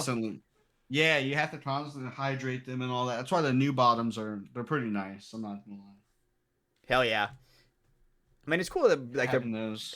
I kind of like that people are bringing back like kind of old retro, like old school like retro stuff. I guess because it kind of reminds me of like when I grew up into the game. You know. Yep. Die guy. That's funny. Die guy. Yeah, that is fucking funny. When Dude. I got called the Die guy, bro, I was just like, "Fuck, all right, let's change that up." Dude, But yeah, it was cool. I had the I- collection; it was nice. Yeah. Yeah. I don't. The only thing I have of die is a barrel, and every time I shoot that, I go, "Oh, fucking die!" But goddamn, some child molester does know how to make a goddamn good barrel. Like, dude, they can make a fucking barrel. Yeah. As a child molester, the DSR is one of the most perfect guns in my You opinion. just got your horn out. You know what, I Anthony? love Why the don't you tell him? DSR. Why don't you tell him what happened with your? Why you don't shoot a All right, DSR? yeah. I DSR. guess we can talk Every about it now. Thanks, DSR. Caden, bro. Every DSR. Thanks, Caden. You just Yeah. like low-key exposed Alright. Anthony. No joke. Yeah. All right. So first off, like First point of the day. I have a Twister DSR. First match of the day. Okay. Yeah, so I go out, it's set on like 10-3. I chrono, it's fine. They're like, you're shooting 10-5. I'm like, okay, it's whatever. Like, fine. Gun says I go out 10-3 and and he's shoot. shooting 10-5. How the fuck is that possible? Yeah, Relax. it's a die thing, right? So, go out, crush the point. I think we 4 alive the dudes. Yeah. Hyped up, and Squiddy's like, you mind if I hit the buzzer? And I'm looking at Squiddy, and the ref's like, don't let him hit the buzzer. And I'm like, yeah, don't hit the buzzer, Squiddy. You got something on you. Just walk away. So then, I hit the buzzer, point of proof, whatever. I'm walking away. Here comes this ref. Hey, can I see your gun right quick? And I just go, fuck me, no shot. And I'm like, he grabs my gun. I'm like, hey, they already chronoed it over there. That's why I was let on the field. He's like, yeah, I don't care about that. Ramp your gun. Ramp my gun. He's like, yeah, you're shooting 10-6. That's a major. And I was like, oh. I was like, no. I was like, no shot. I ramped it. It said 10-5. I was like, look, it's 10-3. And he's like, it doesn't matter. You're just shooting 10-6. And I'm like, well, I was like, in the rule book, like, we can challenge this. I was like, so can we get the other chrono? And he's like, yeah, we don't have time for that. I'm like, no, like, it is the rules. Like, if you throw this on me, we can challenge this. We dealt with this fucking mind you, last season it happened to us again. Die gun. I mean, that's the thing. Not Though, when mine. we would ref the sepals, like we would hear it. But those were like Yeah. 12 balls per second. That Not was, even, bro. Not even. Brando, there No. were times where I caught 10-6. Yeah, Hatch would do it, and Terry over the radio would too. I don't recall that. Yeah, because you're just not as good as I am. Makes sense. So yeah, basically, like, you know, no, like the refs did their job. That was on me. Like, I couldn't argue it. And like, I turned my gun off, and the refs like, Uh-oh. You know, when I asked, he's still here? Oh, Okay, sweet. We're back. We're back. oh, okay, sorry. Okay, sorry. No, the funny part about that whole thing was, when I asked him, I was like, all right, and he was like, I asked the head ref, I'm like, can you use a second chrono? He was like, yeah, for sure. Grabs the same chrono. Yeah, still 10-6, man. I'm like, well, that's the same one. And he's like, yeah, okay, I use the second chrono. I'm like, you know what? Yeah, fine, fuck it. I was like, did we get the point? He's like, yeah, y'all get the point. Y'all are starting down 2 bodies. And I'm sitting there like, oh. I was like, Hatch is gonna fucking kill me. So like, I run off and like, I turn my gun off and I'm like, and Hatch is like, what happened? I'm like, I got a gun penalty. And he's like, bro, what the fuck? And I'm like, I'm sorry. Like, I don't know what. I was like, I chronoed everything. Like, they let me on the field with the gun. Yeah, because like, the thing is, the I night don't know before, what else to do. I was very adamant. I was like, change your batteries. Like, make sure your loaders are charged. Change the batteries in your loaders. Like, even if you change them last practice, change them again. Right? I was like, I do not want a gun problem being an excuse, period. Right? So, it was cool to see because, some of the guys were like, oh, I've never even done this. Like, we're cleaning my gun the night before. You know, I used to just let the juice sit. And I'm like, you know, I'm about that, but, you know, like, what the fuck? For a Yeah. tournament? That's crazy. So basically, yeah, that happens. We start down 2 bodies, next point. We fucking lose it. And then basically that costs us the match. Like, let's be real. That gun penalty cost us the match. And, you know, Hatch looks at me and he's like, all right, bro. Like, you got to sell that gun. You can't. If I'm coaching you, you can't shoot that gun. And I was like, I've all never heard right, of so gun now. before. Yeah, so I sold that, and now I got this guy. That is fucking lit. That is lit. Gotta turn it sideways for us. Sorry. Yeah, there we go. Sorry. Dude, the enemy of the state. Pro. Dude. Yeah. Dude. Black and teal. Bro, that is. Yeah. Woo. Let me see. Do I need to shine my phone light on? Yeah, shine the light on it. Let us get a little bit of. Ooh, God damn, dude. Blind as shit. Yeah. Shine on them. Dude, if you put gray, if you were to put gray grips on that, that would look insane. It's hard. But yeah, no. So, you know, like, that's why, you know, I'm a team player. I love that DSR, but so I had to air it up from when I was test shooting it earlier. But now you're I'm a shooting team. PE. Yeah, So- yeah. Now I'm shooting PE, so Now you're not I gonna never have worry any gun about issues. it. Yeah, that Ever. ain't gonna fuck us over no more. Yeah, you're never. You're gonna have to lube that thing. Yeah, literally. You Nope. just No, I take care of my shit though. if it doesn't but work, yeah, you just like give I it to Brando. I love That's the way die guns shoot, but man, that's the second time it's cost me a match in a tournament. So, no sir. It's no, like- thank Fair you. enough. The thing is Fair that enough. at least for me, where I'm like, dude, what kind of product are you selling? If that happens, kind of regularly. Like that's Yeah. happened at the NXL, that's happened at the CPL, and I've watched it happen at the USXBL. Right? It happens way more often where it's like they would bring their guns to me and be like, dude, look, it's 10-5, but they're shooting 10-6 or 10-7, and I'm like, bro, like, what do you want me to do about it? You know, like, it's obviously shooting fast because I don't know what it is. I think they're very smooth shooting guns. I think they're so smooth is that even just to the ear, right? You can just hear the difference. I don't know why. Maybe it's like a momentum issue. You know, you like once you start stroking, you can't stop. You know what I'm saying? Shit's good. Right? You know I'll what jump I'm on board with that. Please. right? You know what I'm saying? But yeah, But, so I I don't- sold my gun. Got Yeah. a CS3 Pro. The thing is, I'm not even gonna Good lie. choice. That was a beautiful Twister DSR, bro. Oh yeah, I loved it too. It was like it reminded me of the old Planet Eclipse anno on like the the CS. bonsai anno. Yeah, it was the bonsai the anno. bonsai anno. Yeah, those Yeah, are sick. it was made after that. So yeah. Yeah, Like so I said, beautiful. unfortunately, I had to get rid of it. Like, love that gun to death, but I can't play with a gun that's costing me tournaments or matches. Yeah, dude, That's like fair. that, I would do the same. right? And I would be upset. I would be like, dude, what the fuck? I would probably like message Die and be like, dude, you guys cost me a match when I got all the right settings on. You know, like what am I supposed to do about that as a player? where it's like I'm doing everything right, but the gun is doing the wrong. Like it's basically using like, I hate to fucking say this, but it's like a cheater board, like from back in the day. People were like, oh, like it's shooting faster than what it's supposed to be, right? But then it's like once you didn't do your 15 clicks, your up, down, left, right, backspace, backflip. You know what I'm saying? Your cheat code. Now it's shooting normal again, right? It's just kind of like, I've always been a guy where if it's 10-5, I'm shooting 10-4 just to guarantee that shit does not happen. Yeah, I just checked my CS3. I'm set at 10-3. Yeah, just in case. Right, just in case. Yeah, that's what I'm saying. NXL settings, whatever it is. Right, exactly, right? And the thing is, there's a ton of default settings where it's NXL that should be fine. But, like, and the thing is, I'm not even going to say, Anthony, that's why we lost. We still got the point. We just had to start down bodies, and we start down bodies, we lose that point, then we reset 5-on-5. That is not the reason why we lost that match. We lost that match because straight up we were lacking aggression on the snake side. That is it. Straight up. Right? And I would say, I mean, while we're on it, USXBL, like, so, unfortunately, like, with Hatch, like, that's why I told Hatch not to, like, take him, like, beat himself too much up over the tournament, because that line, I think we practiced, like, twice together before we played. I wasn't even supposed to be coming back. Two of the D4 dudes that were, like, experienced leader dudes for those guys just up and dropped out of the tournament and couldn't make it anymore. And they only had like 2 weeks notice, so I was just like and it was the kiddos. So, you know, their first year in D4, I'm like, man, I remember my first year in D4 and getting beat the fuck up wasn't fun. Yeah. So like they need a, you know, a veteran, a leader out there. So, you know, I was like, you know what, I'll come back, I'll help them out.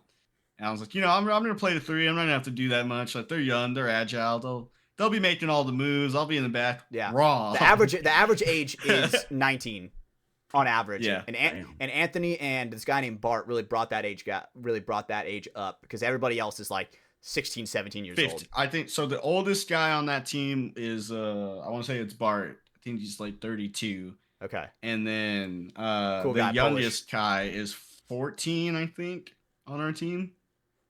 Right. Online too. So and like a majority of the starting 5 is, I think, 14 or 15 years old. Yeah, it was basically like 16, the line was basically kids and Anthony. Reminds me of my basically. G5 team. So I would just I went out there with the boys, and you know, we gave it our Kanye best. But I mean, shout out to Squiddy, dude. Squiddy is very coachable. He's easy to maneuver, right? I can come to him, and when I'm like, oh, yo, dude, what are you feeling? Like, you feeling like you got your wheels on? And he's like, oh, I'm feeling it, Hatch. And I'm like, bro, go far. You know, he makes it easy as a coach to where it's like, I don't have to ask all these. I ask a very simple question, and he gives me a lot of information back. Not too much, though, right? Because there's like, oh, we'll do this bout shot on top of here, and this guy's tall, so he's shooting down. It's like, bro, yes or no? Yeah, no, so you had me and Squiddy play the D side, and the way Hatch drew it up was basically, you know, I would go out. We wouldn't even play wide. Center. We would play short every time. We'd play short, but basically we'd get wide really quickly. Squiddy would be in front of me. The second I saw him move up the field out of my side of view, like while I was on the inside of the Delta, which we're calling the Dorito side can, I'd switch to being heads up so I could get my eye on him. And then he'd pick up the gun that was basically on me and then help me move out. And we played leapfrog the whole time, and it just worked. Like, it was crazy. That was the first time I've ever had like a coach give us a game plan and it like worked exactly how he said it was going to work. And like, it worked like as smooth as it did with me and Squiddy, because me and him played a bit together. So he trusts me, I trust him, and it worked out well. But we got impatient. Like, watching back film, like we were too impatient because we were getting razzled by just getting messed up by the snake, getting into our snake side. For sure. Like, and it was just our guy would go to the snake, kind of like sit up, post up, chill, or shoot down the wire. But it's like he's not probing. He's not looking for that move. He's not like, you know, putting his head all the way on the ground, checking to see if like that back center has like a, you know, hitting that drop shot where he's just gonna go and like, you know, slay out, right? And I think that's okay for a little bit, right? But at some point you have to get going, you know, like the Dorito side, like we're pushing up to like the 50 Dorito, and it's like, but the other team is pushing the snake, and we're just flipping the field. It was just really hard, especially because the snake had a little bit better angles than the Dorito guys, you know? Yeah. So Yeah, you get like if you once you got so far, so, like once you were like up further in the field on the Dorito side, the snake dive he was just near the 50 would be able to take your head off, and you wouldn't be able to see him before it was too late. yeah. Um, But so overall, though, dude, the USXBL, that was a fantastic experience for me because it taught me a lot about it taught me a ton about myself. It taught me a ton about like what my expectations need to be at, where you guys are at, like division, like talent wise, you know, and where you guys are at speed wise, and that it was a great feeling knowing that it's like when I was on the plane ride home. Sure, obviously I get a little emotional about it because obviously I'm leaving the boys and it was just a great time, but I'm just like, man, like all the decisions and all the wrong decisions that are being played back in my head, you know, and dude, the next time, like if we have the same line, I'm incredibly excited because now I know a lot of people's strength and I know everybody's strength, I know everybody's weakness, so it's gonna be a great next tournament for sure.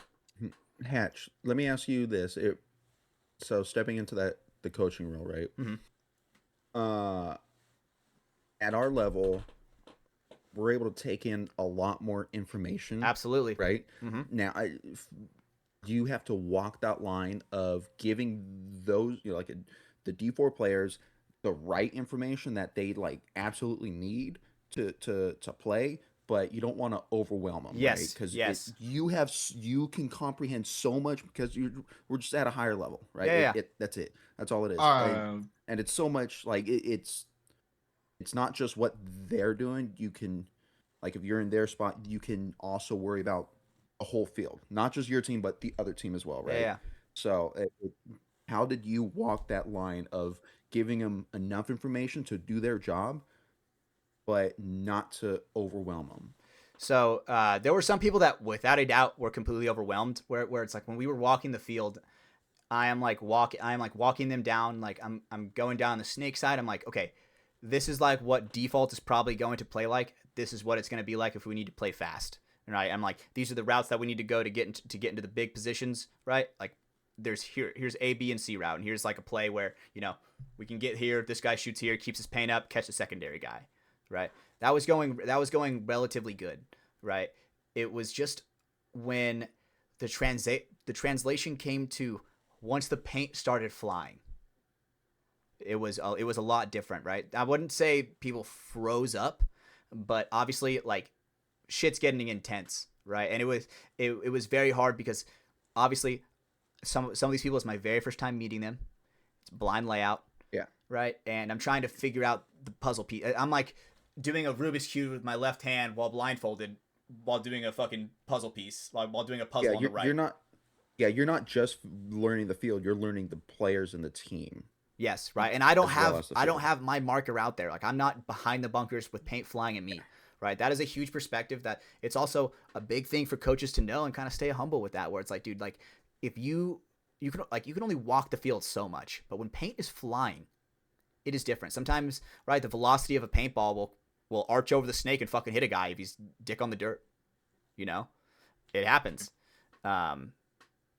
It was really good because I was like, at least with the Dorito side, I was able to walk him through simple operations, you know, where it's like, hey, you get out here, shoot at this guy, put some pressure here, and then like tell your guy, hey, I got you, and then he moves out, right? And then you just rinse and repeat. Then eventually you're in the 50 Dorito, you know, and there just wasn't that connection on the snake side, and I'm trying to move players around to see who plays the best on how to stack that talent with each other. Does that make sense? You know, so it was nothing short of a humbling experience. Got to learn a lot, and I think the bond between me and those kids was very, very strong. Right, that kid Talon, dude, he's gonna be a fucking great player one day. I know it. Dude, Talon, yeah, I think Talon just gets in his own head. He gets in his own way. Absolutely, and I think the thing is because when me and Talon lock eyes, he can see that I believe in him to where he's like, my stomach hurts, or fuck that, you're going out, right? And he was like, oh, like, Hatch, can you sit me? Like, my stomach hurts, and I'm like, why? And he's like, okay, I'm going back in, and he wouldn't say shit again, right? It's like, yeah. I'm not treating them like little kids. I'm treating them like young men. You know, where it's like, dude, if you want to get out there and you want to win, like, dude, you got to sacrifice for that shit. You got to sacrifice a little bit of your own sanity. It's like madness. You have to keep the balance, you know? Mm-hmm. You use too much of it, dude, you're going to get corrupted, bro, straight up, you know? So going from that, right? Me asking Hatch that, Anthony, did you feel at all that there was like at any point like so much information that he may have been giving you? No, so I mean, for me personally, like I've dealt with I've been coached by Jared Sherman, Marky Franz, like those like guys like that. Like I've had like pro level coaching and stuff, like to where like they've kind of like come down and like given me the info, like, you know, they give you the juicy stuff, they leave out all the bullshit, and they expect the same from you. And like Hatch was really it was like I said, the easiest game plan to have, and like I would just come off and I tried to give him the best knowledge I could, as directly as I could. But like there were times where like, and this is where I even told the kid, I was like, hey, I got to do better on it on my part. Where like it was just like you ever feel like you fight like a war in the trenches on the field where you're like just fighting to get to the Dorito 50 and you finally get there and you're like, holy fuck, man, oh fuck, dude, like this sucks. I wonder what our snake side's doing. And you're like, y'all are still there? Like y'all are still fucking, what do you mean? In the spots that went off the break. Like, yeah, and it's just like, oh shit, there's no way, like, and then we're like, damn, we just shot 3 of them and we still lose the point. So like there's a few times me and Squiddy would just come off like and just be frustrated where we're like, Hatch, can we get someone on the snake that will just crawl into the snake for us? Like we just need guys drawing guns. Yeah. And then after the first game, we had I think it was the first game, right? After the first game, we had our heavy hitter come off the fucking bench, finally, stop yawning and, put on the cleats. His name's Steed. And dude, then we started really having some aggression on the snake side. I'm like, dude, what are you feeling? Yeah. He's like, oh, I feel like I could go here. And he's pointing to the outside part of the snake, the farthest part. And I'm like, fuck it, let's run it, bro. Because I'm the kind of coach where, dude, like if my player is like, dude, I'm feeling it, like I'm feeling hot, I'm not gonna deny a motherfucker that. No, you know. But yeah, I never felt like Hatch was overloading us. And that's why I started laughing when you asked Hatch about like what he had to deal with, because like most of our dudes, like Talon, Braxton especially, those 2 kids have played a lot of high level paintball. They just Braxton used to be with the Hydra kids, and I don't know, like they're a big name right now for in the Texas community. They're little savages. But yeah, so he used to play with them. So Braxton's a very knowledgeable kid, and so are our kids. Like, our kids, the Oni kids, and would go toe to toe with the Hydra kids in the XCPL series. But so a lot of our dudes are very smart. And like they can understand it. There's just a few of them where we were like Hatch said, like deer in the headlights moments. Like for example, Brando, this is why I started laughing. I was gonna give you like this is what Hatch had to work with, and I love this kid to death. He definitely had his moments where he stepped up, and helped. But we're sending him down to D5 to develop some more to be their drop down guy for this next event. Is D'Amico. We had a point D'Amico where Hatch put him as my 1 on the D side, and he ended up going out, and I fill out to the Dorito side. I get the wire and I shoot out 3 people basically. Like I shoot the first Dorito guy at our 50.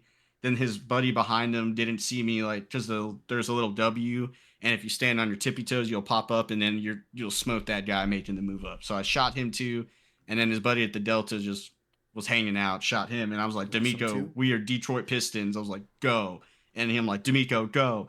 And I'm like yelling at him to go, and I'm like, fucking go, D'Amico. And he's like, I don't have paint. So like I leapfrog him. I just leapfrog him and go, because I see I'm like, fucking, we're cooking. And I see Steed making his progression down the snake. I'm like, he needs us to draw the guns so he can close the point out. Thankfully, I got down there. The snake side switched over to me, and then JoJo and Steed went and dunked the last 2 dudes. Mm-hmm. But we get the point. They concede it. But I turn around to D'Amico, and I'm like, dude, I'm your 2, and I'm telling you to go. You got to go, man. Like, and he's like, I didn't have paint. I'm like, just draw the guns. That's all I need you to do. I was like, that's more important. On his back. He just shot his motor dry. Yeah, we get off the field, and like Hatch is like, yo, what's going on? Like, why are you talking to D'Amico? And I'm like, bro, he wouldn't move. And I was like, he's told me he was out of paint. And like, I know, Joe, turn the kid around. I turned the kid around, and I'm like, how the fuck are you out of paint? He goes, he's like, He has trying to- 5 pods, Brando. Yeah. 5 pods. And he's like, oh, I meant I was out of paint in my loader. And I was like, I literally was like, I'm going to walk away for a second. I was like, I love you, DeVito, but Jesus fucking Christ. Right. You can do that shit later down the field. Right. And obviously, like, right there as a coach, I'm like listening to that, seeing this shit unfold, and I'm just like, okay, green, very green, right?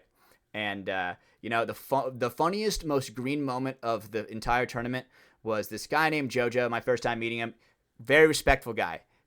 Reminds me a lot of Rex. Do you remember those? You remember that guy from old DMG, Rex? Long blonde hair back in the day, but great guy. Reminds me a lot of him. But he was, whenever, you know, I'm telling him to you know, do something, he's like, oh, 10-4, you got it, you got it, coach, you know. And I go, so there's a outside part of the snake and there's the inside part of the snake, but the head of it is like the fucking starfish. The cross, the plus. Yeah, the Phillips head screwdriver, right? And I'm like, okay, go to the inside part of the snake. Guy goes to the literal inside part of the starfish on the inside part of the snake, to where towards the center of the field. Towards the center of the field, where he is completely exposed, and he's just like sitting there like this, like, and I'm like, oh fuck, he thought I meant that like literally, like. So then, no joke, the guy does a fucking zerg up the middle of the field, like Z, like going through the middle of the field. Deadass gets like a 5-pack, and ends up bunkering their back center, untouched. Damn. And I was like, yeah, damn, maybe they're not that green after all. This is nice. I like this shit. You know, that is the shit that we need. Right? But I was blown away the fact that shit worked out. And I mean, I was talking to Sherm after the other line coach and, you know, Texas Demolition player. Great guy, dude. Got really close to him this past weekend. I told him that story, and he is like, what the fuck are you talking about, bro? How did that work out? But like, dude, literally ran through the field, got a 5-pack. It was insane. Absolute bananas. So like, so that's what Hatch had to deal with, bro. So that's why when Hatch tried to be tough on himself, I'm like, bro, this line, we're figuring it out. Like, you know, some of these guys didn't play paintball for a month before this event. I was like, you know, I stepped down to help him out. But after this event, you know, because this was like, I think we went 0-4, so this was like the first time going 0-4 for a while for me. And I was like, hey, dudes, if I'm gonna be practicing with you dudes and like playing the rest of the season with y'all, and you know, like I came back from injury for y'all, like we're gonna step it the fuck up. Like this isn't gonna happen again. I was like, and I'm not saying we need to go out and like 4-0 every team. That is the goal. Shoot for the stars, right? But at the same time, like this is a Sunday team, and I would even dare to say we're a podium team. Like this line should be podiuming. 100%. Like we got to do better. Serious talent. We got to do better. Because every match, like going back to watch it, we were in every match. We won every breakout. We beat everybody to the spots except for the snake spot. We didn't win the snake battle. That's where we fucked up at. But like everywhere else, like our dudes would get there, beat the other guy there, and we'd win the important gunfights. And then we would just choke because we were playing like pussies. Then like that is like the most bare bones way I could do about it. The closest thing I can relate that would hit so close to home with us, that is like the way we were playing was like Logan pre-Marv yelling. Remember when Marv yelled at him and he like no joke all of a sudden he gets a girlfriend and gets some pussy and he's like, oh hell yeah brother, amen. You know, now he's playing like a real baller, right? It was kind of like that, where he, pre Logan Marv yell, and then obviously that is going to hesitation like that's going to lose you matches, right? It is what it is. Oh, yeah. But overall, I'm very satisfied with that line. Everybody's like has a ton of talent, right? Like I want to work more with Braxton because I see a lot in him, and I think he's in his head a lot, right? And that's just a kid thing, right? Until you have your confidence as a man, right? And that's why I treat them like young men. They're not boys anymore; they're young men. Yep. So, all right, guys, let's start wrapping it up. Anybody got any final questions for our guest, Anthony? Yes. You still play MTG? Oh, 100%, bro. Hell yeah. All right, cool. We were talking about TCG earlier. I was like, is he still playing? I got my Mothman shit I'm building right now. Yeah. Why is Mothman? I like that. Yeah. So, I had some questions for you guys for sure. Oh, hell yeah. Let's hear it. I'm going to start with Brando. Brando, fast fire, all right? and I just hate it, love it, or no opinion. We're gonna go Okay. hospital shows. Hospital All right. shows. Yeah, Okay. you ready? Mm. All right, Yep. Grey's Anatomy, Love it. The Pit, Love it. ER. I've only seen a couple. I mean, I like it. The Resident. Ate it. All right, last one, Chicago Med. Never seen it. What's that right, one cool. where the guy they have like a mentally disabled doctor? I am a surgeon. The Good Doctor. The Yeah, Good The I Good love that meme, Doctor. That bro. one's good. I like that show when I watched it. Out of hate the show. I like out of the that. ones I just named, though, Brando, which one's your favorite? Grey's Anatomy. Okay. You know, Wait. I like Grey's hold on, Anatomy wait, is wait, so wait. good. Time out. So I was just about to say, yep. I was gonna say The Pit. I like the way they did The Pit. It's so good. Like, I mean, new episode's probably out right now. I wanna see it. I haven't seen any of it We yet. haven't seen last week's episode either, so like we're waiting. Ooh, we're Nice, little nice. marathon. excited. We got I'm 2 caught, yeah. episodes. The Pit's really good, but watching Grey's Anatomy, like that's kind of what like pushed me over to wanting to work in the OR, right? Mhm, So like, mhm. I mean, going through You want to through be the surgical guy that tech puts your fist on the program, like, bomb. no. Going through the surgical tech program, like I had that in the background as I'm like doing homework and studying. So I still watch Yeah. it to this day. I mean, I'm not Nice. up to date before COVID because I'm not up to date anymore either, but I watched a good like amount of season 1 to 11. It's a great show. Yeah. I just don't understand how all this crazy ass shit is happening to the same 5 people. Like, how the fuck is it? That's like, it. Hey man, bro. let you it gotta be, question it. let it ride. Yeah. Why you gotta question it? I don't know, dude. All I right. don't know. The next one, you ever have to get physical with any patients, Brando, in your career? I'm just restraining them from waking up. That's it. That's as Okay, physical nothing as like no possible. one tried to Have fight they like you, woken no one up with tried like to, their fucking chest open and shit? No one mid surgery. It's a lot. Honestly, it's a lot of like teenagers and Oh, because their body's like He- metabolizing that shit probably way faster, right? Yeah, teenage boys, like 16, 17-year-old, 18-year-old guys waking up and like when they're big and strong, they have no idea what Way they're just harder to wild. drug. Yeah, and ex-drug addicts or just people that they do a lot of meth. Yeah. They wake up kind of crazy. They're just on the I high. had there's a guy that woke up last week, 2 weeks ago, just woke up and like looked at me, goes, "Fuck you." I was like, What? "Ew." Why you say fuck me for? Yeah.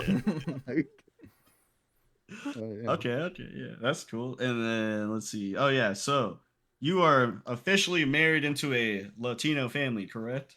I am, Yeah, yeah. Latino So family. how do you deal with the pressure of being the white boy of the family at the functions?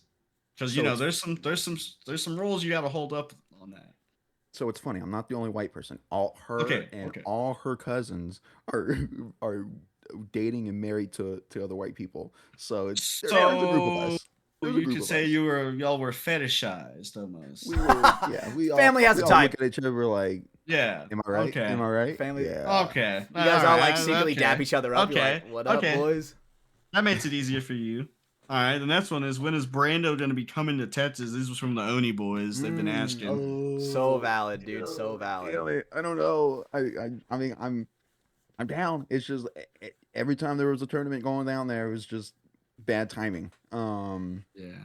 I don't know. I you know, Brando coming to Texas coming soon. Hell yeah. Because there's also a conspiracy theory about that. Oh, There's a conspiracy theory on Oni that you are actually Lastro Lopez because we've never seen you on the same room at the same time. But that like you're just a deep fake that Scott does in his free time. Or vice What? versa. That is so fucking funny. look. I mean, maybe maybe there's a reason why Scott and Hatch look so similar, right? It's a good disguise. Yeah, that's and- too easy. That's why we're talking about the deep fake Brando conspiracy theory. Whoa, That whoa, whoa, Brando's whoa, just whoa, a deep fake look, of look, look. Lastro. Look. See, he's getting choppy right now. Oh yeah. Look, everyone is enticed to having their own opinion, and you could have your own conspiracy. But I cannot confirm nor deny, what you're asking right now or saying. So, until, said Brando goes to Texas and, yeah, when I nailed a date down, I got to make sure that that Scott's going to be there, because what if he's out of town and damn, I don't know. What if he's in fucking Utah? Theory continues. Yeah. I'd be pissed if he goes to Utah. All right, then let's see. We're gonna move to Caden right quick. Oh. All right, bro. So Caden, you watch Naruto, right? Yep. This was from one of the Oni boys. Did you cry during Jiraiya's episode? Fuck! No! That was rough. Tears okay. All right. This one's actually kind of fun. All right. In what anime universe would the Sacramento Ducks be put in if they had to get put into one? If they all died on a plane ride to an event? Wait, is this the world I want them to go to? Ask that question one more time. Yeah, the world that you want to. So if all of the Sacramento Ducks was on a plane ride and they died, which anime universe would they get reincarnated to? What would Caden want them to do? Where would Caden want them to go? That's a good question. Yeah, I just finished watching this again for the second time. I want to go to Black Clover. Okay. I'll get magic. I'll get magic. That's basically. All right. Now, I'm gonna move on to a fast fire for you and Hatch. Brandon, I don't know if you watch too much anime, but so Sacramento Ducks, y'all are the whole squad. I'm gonna ask if y'all survive or die. Oh, I'm in. In these universes. All right. First one, Attack on Titan. Die. By the way, y'all, What the fuck? Are you serious, dude? I am for sure I am. We're all living. You think we're all living? First of all, I'm gonna be one of the 9. Let me just say that right here, right fucking now. I'm one of the 9. I don't care. I don't think we're all living in that universe. AJ's got AJ's done. AJ's done. All AJ is not balancing on ODM gear. He's fucked. All right. So that's Berserk. A lot of fucked up shit in that. I'll go wishy-washy. Maybe half. Half is good. Maybe half. That's good. Have you watched what was the other one that we were looking at? Sorry, I'm looking at the list right now. I'm looking at the notes. Oh, Dragon Ball Z. Y'all surviving or dying? I actually haven't seen Dragon Ball Z. But Damn. I'm gonna say we're all surviving. We're all ripped to shit. I've seen Dragon Ball Z. I've seen Dragon Ball Z. He's seen Dragon Ball. Because we got nothing on us. I'm for sure going Super Saiyan above a Super Saiyan. Solo Goku. All right, let me hear your best Super Saiyan cry. I want you to go as hard as you possibly can. Like you're like going Super Saiyan 7. Me or Brando? You. Oh, yeah, I God. don't hear you. I want you to go fucking like hard as fuck. I want you to like, no joke, like someone is dying, and if you don't transform, they're dead. How did While we're still before you do it, do you all? I'm ready though. What's up? Can the Ducks beat Sukuna? Yeah. Hated. Yeah. Damn, that's some I'm good talk for the Ducks. Yeah. You can say you He did said right summon. My God. That's how I'm gonna be moving. Hell yeah. JJK finale was the best episode to come out in recent times. I will stand on that. That episode is amazing. Was a banger. Gotta check All right, that out. okay. Gotta see Demon it. Slayer, y'all living or dying? We're for sure living. We are the Hashira for sure. And then can y'all? AJ's the butterfly one. Last one for Caden. Oh yeah, any Chipotle horror stories that we could hear about right quick? Like your worst horror story. The fucking horror stories are the fucking customers. The Karens. Dude, the Karens.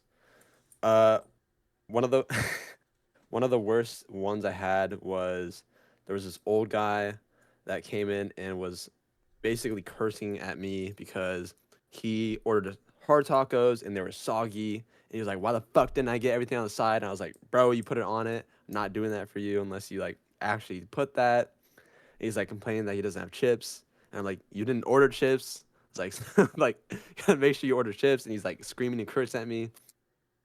Besides that, just death threats to employees and stuff like that. All right. Actually, workers getting death threats. Death threats is crazy.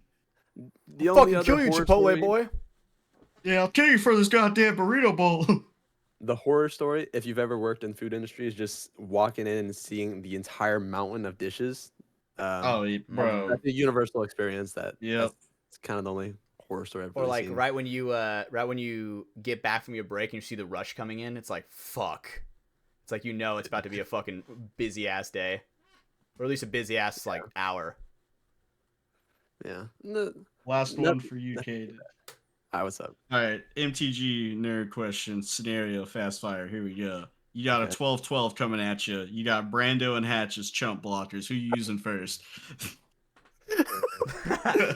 Well, Brando's legs is probably already a 15-15. So if They're both 1-1s. They're both 1-1s. Chump blocking. And they will feel the difference. Damn, feel the difference. I was just saying, who do I hate? Who do I hate more? It's like Hatch would sacrifice his life for Pakistan. So Well, I don't know about Pakistan, but you know what I'm saying. Hatch, you're gonna stand in front of a 15-15 Pantslaza for the boys? Dude, one, I fucking hate Pantslaza. I will go down fighting that motherfucker till my dying breath. Hatch is the 1-1 warrior token. I am the little swirl token. Yeah. Straight up, It's like dude. the Eldrazi horror. Yeah. Yep, that's me, bro. I'll sacrifice myself. Whatever you need, bro. Whatever you need. Oh man. All right, and then Hatch, the boys wanted me to bring this one up. All right, let's hear it. I'm actually kind of scared. Sacramento Ducks question. All right. Are the boys taking on a Wendigo? Yes or no? It depends realistically on what Wendigo we're talking about. If we're talking like Until Dawn Wendigo, we are murdering that motherfucker for sure. If it's like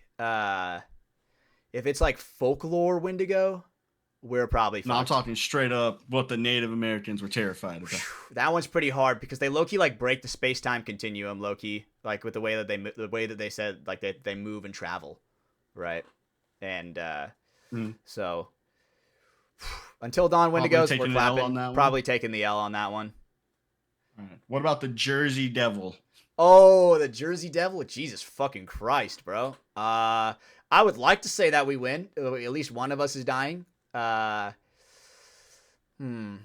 Cedar because he'd feel the worst. He'd feel like the most bad about killing a horse, like a horse creature, and then AJ would be critically wounded, like basically dead, and then I think we'd survive. Okay. What about Cthulhu? Y'all Cthulhu? winning or losing? Cthulhu, the Yeah. fucking octopus god. Yeah. Oh, bro. dude, what the fuck? That guy's got an arm for each of us, straight up. So probably Okay, Cthulhu's so- winning that shit, and that is like a legitimate, like almighty god being of the ocean. Like a major diff. Straight up, dude. That's like comparing like Joel from The Last of Us to like Kratos. You know, Joel's getting clapped. Okay. How y'all feeling about what about Mothman? How y'all winning against Mothman? You know, I don't really know all the features that Mothman has as a cryptid, but if he just has flight, like that alone, like he could low-key like just swoop us up one by one, fly us hella high, and just drop us. It would have to be like a thing where we're like all interlocked arms, to where we're just low-key praying that like when he grabs one of us, he like grabs all of us, and we just hold him down with the weight, and then eventually we just like beat the shit out of him and kick his fucking head in. Mothman, it reminded me of Jeepers Creepers. Jeepers Creepers, man, fuck. He actually has like weapons, like claw throwing knives and shit. We'd probably lose to Jeepers Creepers realistically. Jeepers Creepers kind of, yeah, no. That low-key scared the shit out of me when I was a kid. Seeing that like poster, Oh, dude, yeah. dude, that one was next level nightmares Terrifying. for sure. All right, what about Bigfoot? Y'all winning that? For sure. I think we're for sure beating Bigfoot. We're bending Bigfoot over and taking him. Oh, yeah. Straight up, dude. Motherfucker is Hell yeah, regretting Brando. coming out of hiding. He is like, man, I should have stayed in hiding for even longer. You know, wait for the next paintball team. You know, maybe wait for Feel that. maybe wait for tear up Impact. I don't think You know? Impact can beat the. Yeah, I don't think Impact's beating Bigfoot. Fuck no. Fuck no. Connor Kelly's getting eaten first, bro. You kidding me?